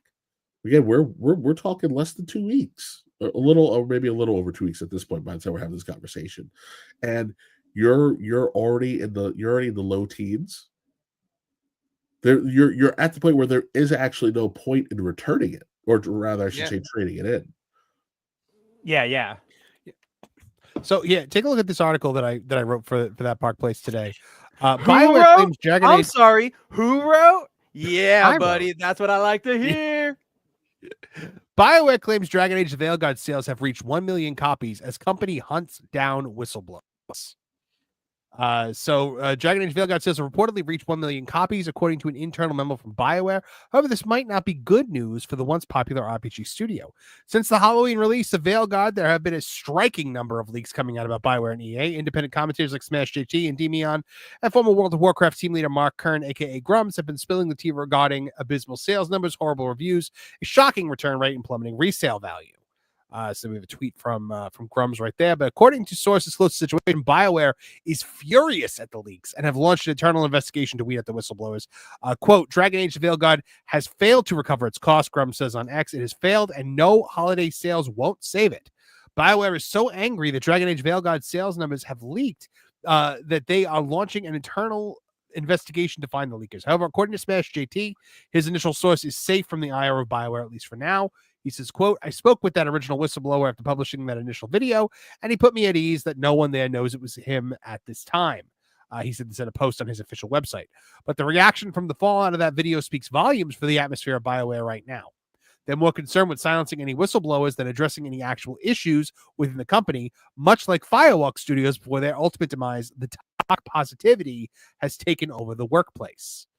Originally reported by both Smash JT and Endymion that the game had sold only 500,000 copies with more than 30,000 refunds issued. However, BioWare is internally disputing those numbers, claiming in a memo sent out to its team that they've crossed the 1 million copy threshold. So Smash JT said, I've just been informed by my source at BioWare that they've been updated over the weekend, and Dragon Age Veilguard has now crossed over 1 million sales. While I personally still have my doubts to this number based on surrounding circumstances, I wanted to pass along the info in the interest of full disclosure to all. I'd imagine BioWare would be making a marketing push at some point with this info. Now, even if this figure is true, after a 9-year development and costs swelling to reportedly exceed $200 million, it's estimated the game will have to sell up to 5 million copies to break even. Good luck. It's also unknown whether BioWare is referring to, and this is important, the number of copies sold by retailers or the number of copies they've shipped to retailers. And I say that Park Place source, shipped, right? Like that's got to be shipped. Got to be. That's got to be shipped. Yeah. So I said that Park Place source that works in retail management has told this outlet that his sales reach and compromise of 7 stores has seen an exchange and resale rate of 75% for the troubled title. Now that apparently is now much larger. The trade in value for Veilguard would also support the theory that there's plenty of copies clogging up retailer shelves. As of this writing, the trade in value for Dragon Age Veilguard on PlayStation 5 is up to $22. That figure is actually the value for store credit. Players looking to return this brand new $70 game for cash will only net $14 or $15 for a pristine copy 2 weeks after release. And concurrent players have also dropped off big time. 27,000. We've got As of this writing, the game had 27,277 players with a 24-hour peak of 31,654. This is on Steam. At launch, the game experienced a high of 89,418 players, and so that is a 64% drop before the game is even a month old. BioWare seems to be touting the 1 million figure internally as a success, but according to Smash JT's source, the atmosphere within the company is grim and tense. Despite the reported sales, according to my insider, the atmosphere of BioWare is anything but celebratory. Morale is at an all-time low, and there's an extreme tension surrounding the game's reception and the state of internal relations. The response to the Veilguard has been weak, with YouTubers and players alike voicing concerns about its quality and perceived indoctrination, alongside a severe lack of any innovation. Amid this, internal pressures are taking a toll on BioWare's team, adding multiple layers of stress to an already difficult launch. So there you go, guys. Cry me a river. You did it to yourself. You did it to yourself. You let anybody and everybody who actually put the work in on the old games, you let them go out the door, or you chased them out the door. You brought in people who are underskilled, under-talented, and underexperienced to deliver a tentpole game after you've already had 10 years of failure. Because we got to be honest, like this isn't their second at bat. We're in KC strikes out territory with BioWare right now. This is pitiful. This game took 12 years to come out, and you gave me something that, first of all, the face designs, not even the animations, the character designs, and then the character animations. This is PS3. This would be mid for PS3.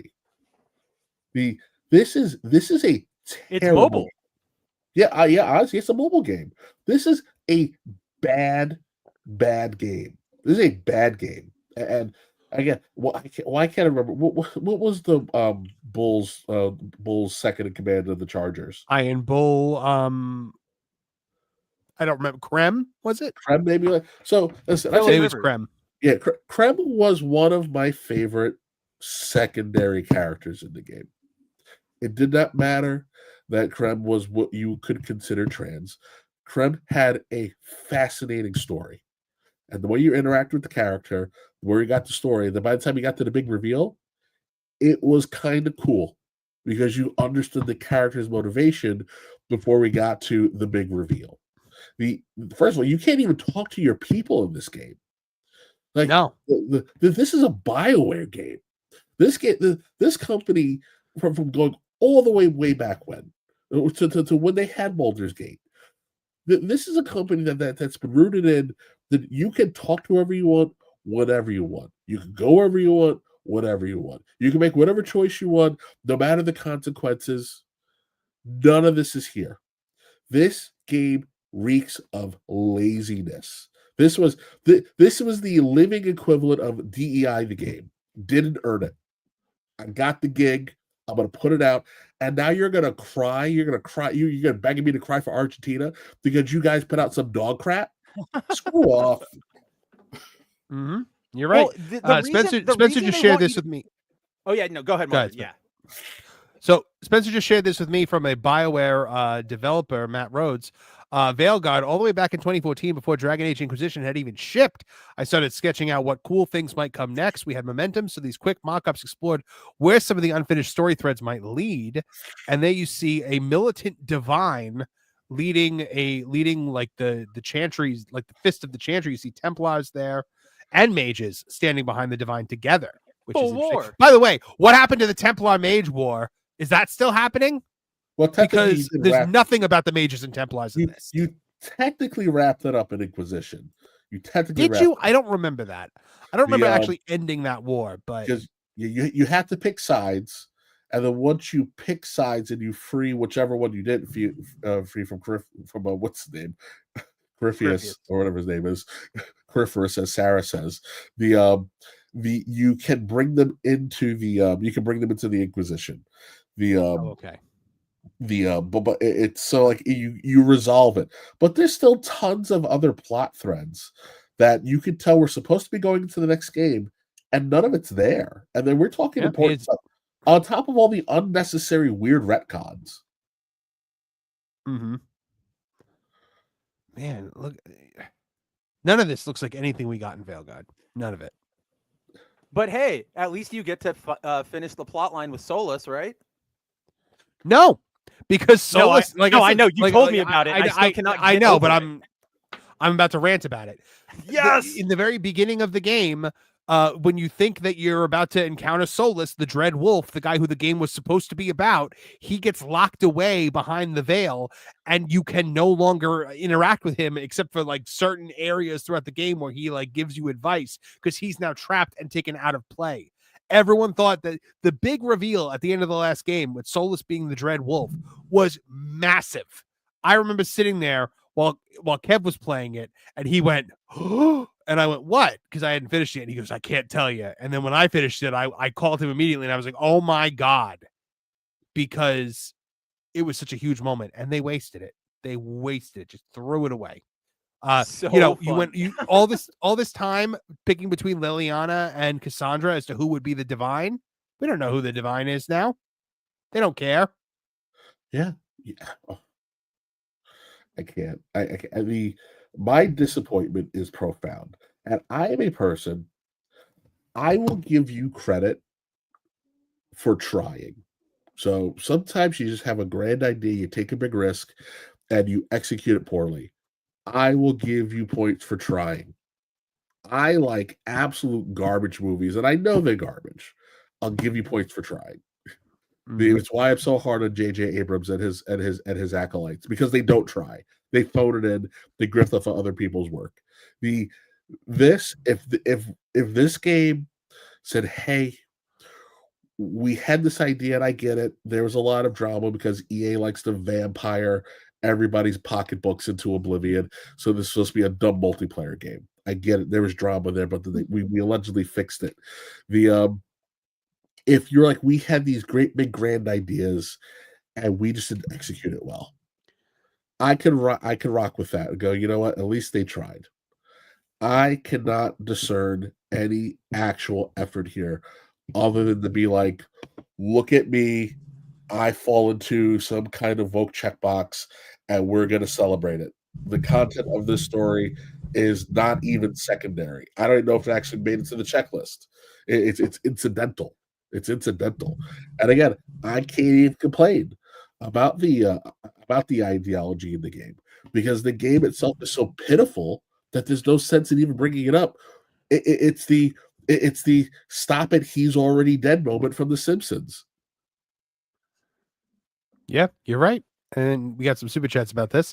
Tennille89, aka Dislike Puns, for $5 says, if they're going to project their therapy sessions onto an audience, then why do we have to pay for it? Which is exactly, that was the Acolyte. That's this. Exactly This one isn't even like therapy session. What this is to me, or at least how it reads to me, is it's more like they made a game specifically to like own everybody in their life that they've ever had like a disagreement or anything with. Like, because Trish, to your point about that, the scene where she's like, I'm non-binary or whatever, what follows from that is her mom going, oh, okay, well, you know that the like Canary have a different concept sort of like gender. We don't look at it the same way. Do you think maybe this more applies? And Tosh just goes, why can't you be happy for me? And like stands up and walks away from the table. And it's like, nobody thinks that's good unless you are 17. Like the mom seemed like she was actually trying to be understanding. Bingo. Yep. So this is a bunch of people reliving Thanksgiving dinners with better arguments. No, it's that thing where you're like, you're taking a shower and you're like, oh, I should have said that. I totally would have got him. Like that's that moment. Write it down in a notebook. One day I will make a game. Well, yeah, exactly. Ooh, I'll show Rick. He made fun of me in math class back in 7th grade once. Ooh, I'll get him back. 12-year development for shower talk. Wow. It also goes to show you too that it doesn't matter if you're sorry. The apology isn't good enough, because the scene that everybody's talking about with the push-up scene, when you really break that down, they're telling you that you're apologizing and being uncomfortable isn't enough because it's all about them. It's only about if you profusely apologize, it's you making it about you. So so you there, which is such a virtue signally thing to say to somebody. It's like don't tone police Oh, yeah. me, like stuff like that. Like it drives me insane. Yeah. So it's like it's not enough. You have to be punished. You have to be punished for slighting me. So it's like I just and that was you for using the wrong pronoun too. Of course it was. So I'm like I don't know, man. It genuinely breaks my heart to have to talk about this game. Like I'm going to finish it just because you paid for it. You know, I paid for it. It's been 12 years. Yeah. It's still Dragon Age. Yeah, no, we know how that goes. Yeah, I fully expect a timeless children, unnecessary plot twist. Oh wow, deep cut. I'm already prepared for it. I'm already prepared for it. But I just have to see it through to the end. Did you catch when they say that when the Da Vinci Magisters, invaded the Fade and invaded the Golden City, what they actually invaded was the Elven Gods' prison, and that's when they released the Blight? I was like, when was that a thing? Like, and why did you say it so matter-of-factly, like that was a thing we knew before now? Yeah, I was like, sorry, go ahead. No, it's okay. No, you have more to say. I just have a question, so you can finish. It's like, and that section where they do that. That is like, we're talking, that reveal about what happened in the Golden City is probably like you're tons of hours into the game. And that level by itself is probably a 45-minute level.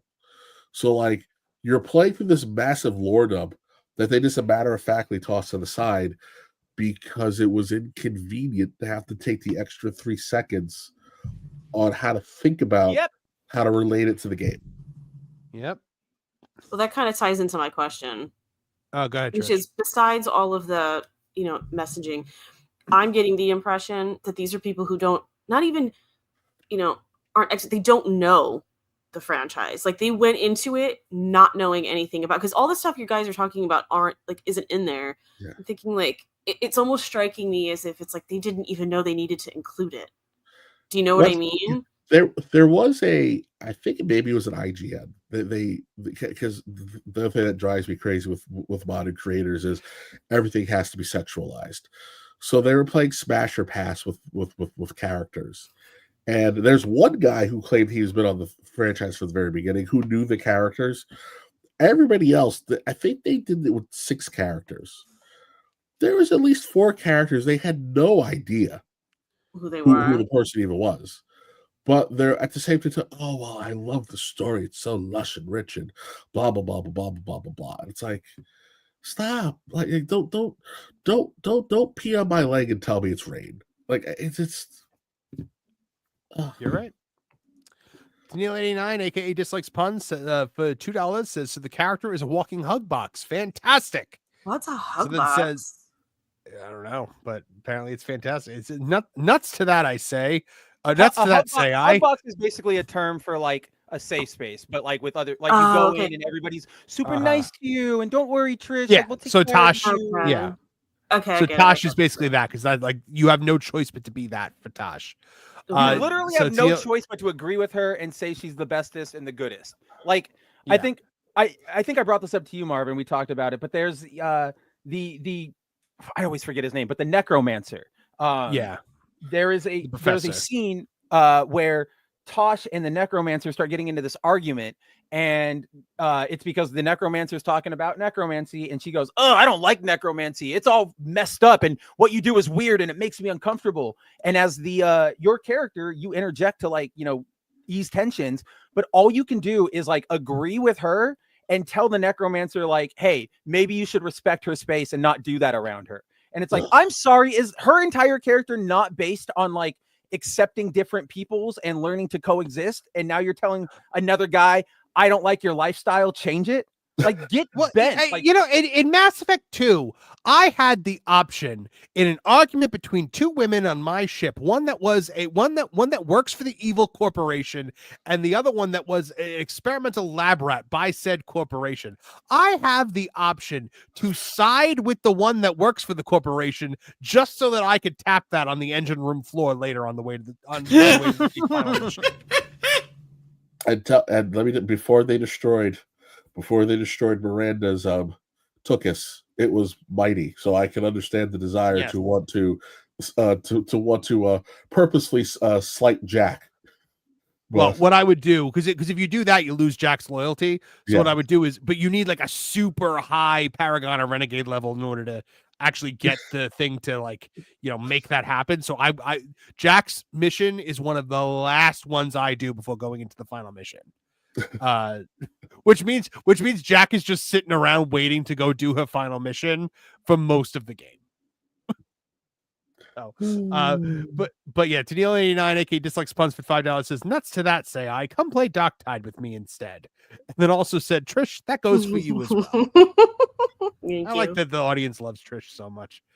Mr. Jamie Jam 88 for $4.99 says Dragon Age Vanguard claims they've sold 1 million copies and after a 12-year development. Meanwhile, Sonic X Shadow Generation sold over 1 million on day one. Yeah, and that's true because that's a good game. I was about to say something like, so fine, it took you 2 weeks to sell 1 million copies. It's not exactly a big achievement these days, because how much did Dragon Ball Z sell?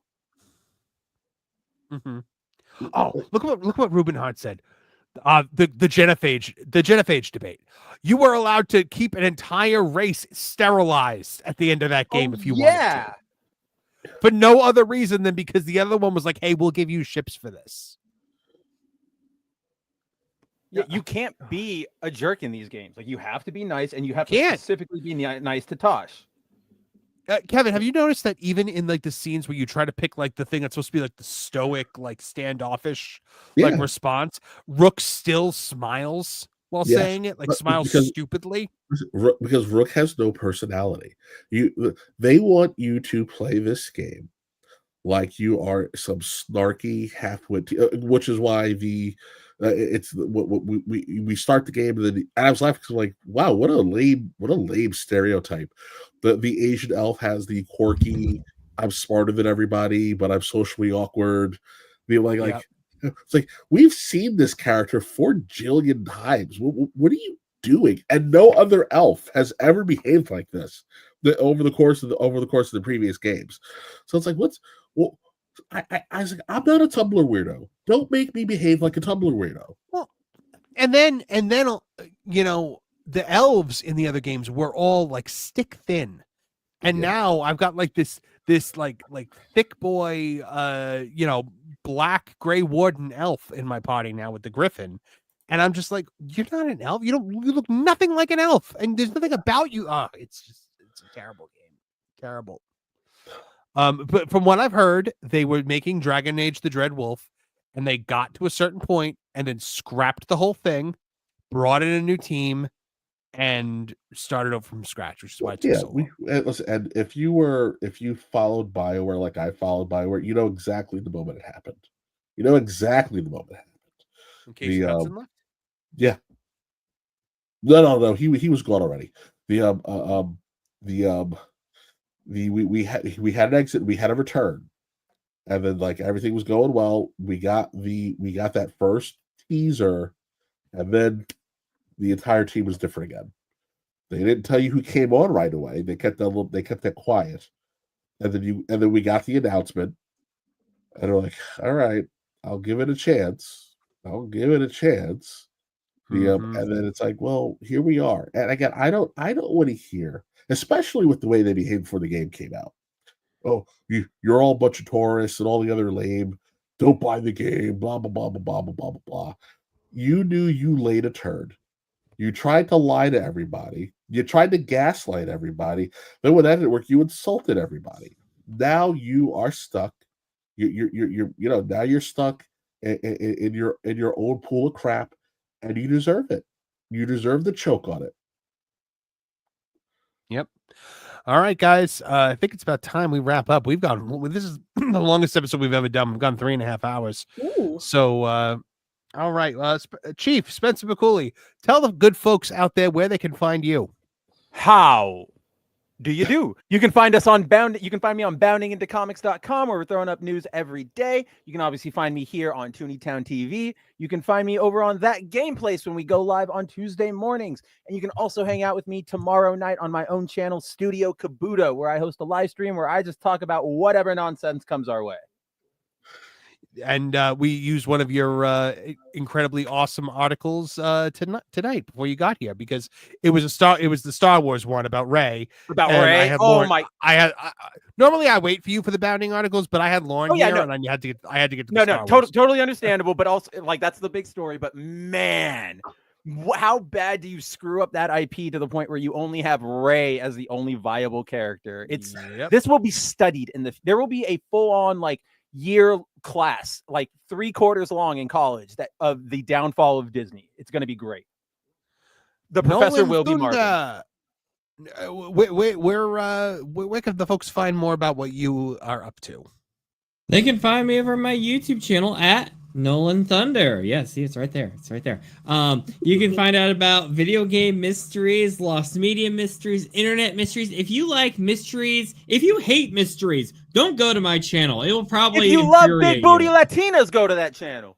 Yeah. What, so if you what like did big I booty miss? Latinas, go to that channel. It's a lot I of missed fun. it too. Whatever they are Yeah, talking what about. did I what did I miss? Because you guys have made this joke like 3 times, including in private, and I'm like, what Nolan's happened? Nolan want to know where the big booty Latinas at. Simple as that. I'm not And of course, Nolan also on That Game Place with me and Culture and Spencer I and, was like, and all Jonas right. and Loki. We're all over there all the time, and Water. and I believe Nolan, people could be seeing your byline on That Park Place very soon. Ooh. Yes, yeah, I got a lot of I see a lot more articles here coming out a lot more frequently, and you're gonna get some really good news coming in the coming days. So keep an eye out for that. It's an honor to work with a very, very talented chief above me here. It's I'm amongst some very cool company. Oh, thank you, my friend. Thank you very much, my friend. And Martin Stone, where can folks find out more about what you are up to? Well, you could follow me on X, and I'll be writing a Star Wars movie that never comes out, just like everybody else seems to be doing these days. No, you can find me working with Nolan Thunder and Hangry Table over on That Park Place. We do a members exclusive show called The Lost Guys. We have a blast, and we hope you join us. Love that. I think by the you way, guys like Tennille89 this new episode we did. It was a lot of fun to do. Tennille89 aka dislikes puns for $5 says, well, you see, if we just assume they're drunk, dumb, egotistic butt monkeys, then these decisions make more sense. And congratulations on your 10th super chat there, Tennille. Come full circle. That's what Iger did. When he took over, he was like, oh, you know how they said you can do infinite monkeys make Shakespeare? Well, just get 5. That's all we have the budget for. And here we are. Yeah. Trish, where can folks find out more about what you're up to besides, I mean, it's just here, right? Yeah, Here. it's just here. We kind of dropped, the upcoming Crime and Punishment. But if anyone missed it, it's going to be about Dorothea Puente, landlady killer. It's pretty awesome. Yep. I won't get into it because if you don't know, then it's a little bit more. Yeah, I like to go into these completely blank, so that you can just kind of take me blow there. your mind. But our latest episode is going to be coming out probably over the weekend, and that is a member exclusive. So make sure you guys are looking out for that. It's our true crime podcast where Trish and I go through some of the darker, more disturbing things that happen amongst humanity. The real Kevin Apollo. Yeah, Kevin Apollo, where can folks find out more about what you're doing and what are you up to? I'm currently fighting for my life. I was going to say, going to the doctor, I hope, is where people can find you. But not like R. Kelly fighting for his life while talking to Gail.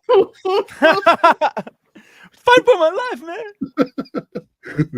I will be with you tomorrow when we do the members only feed, and then yes, I don't know. I'm not doing anything wrestling wise until after Christmas. I need a little break. Okay.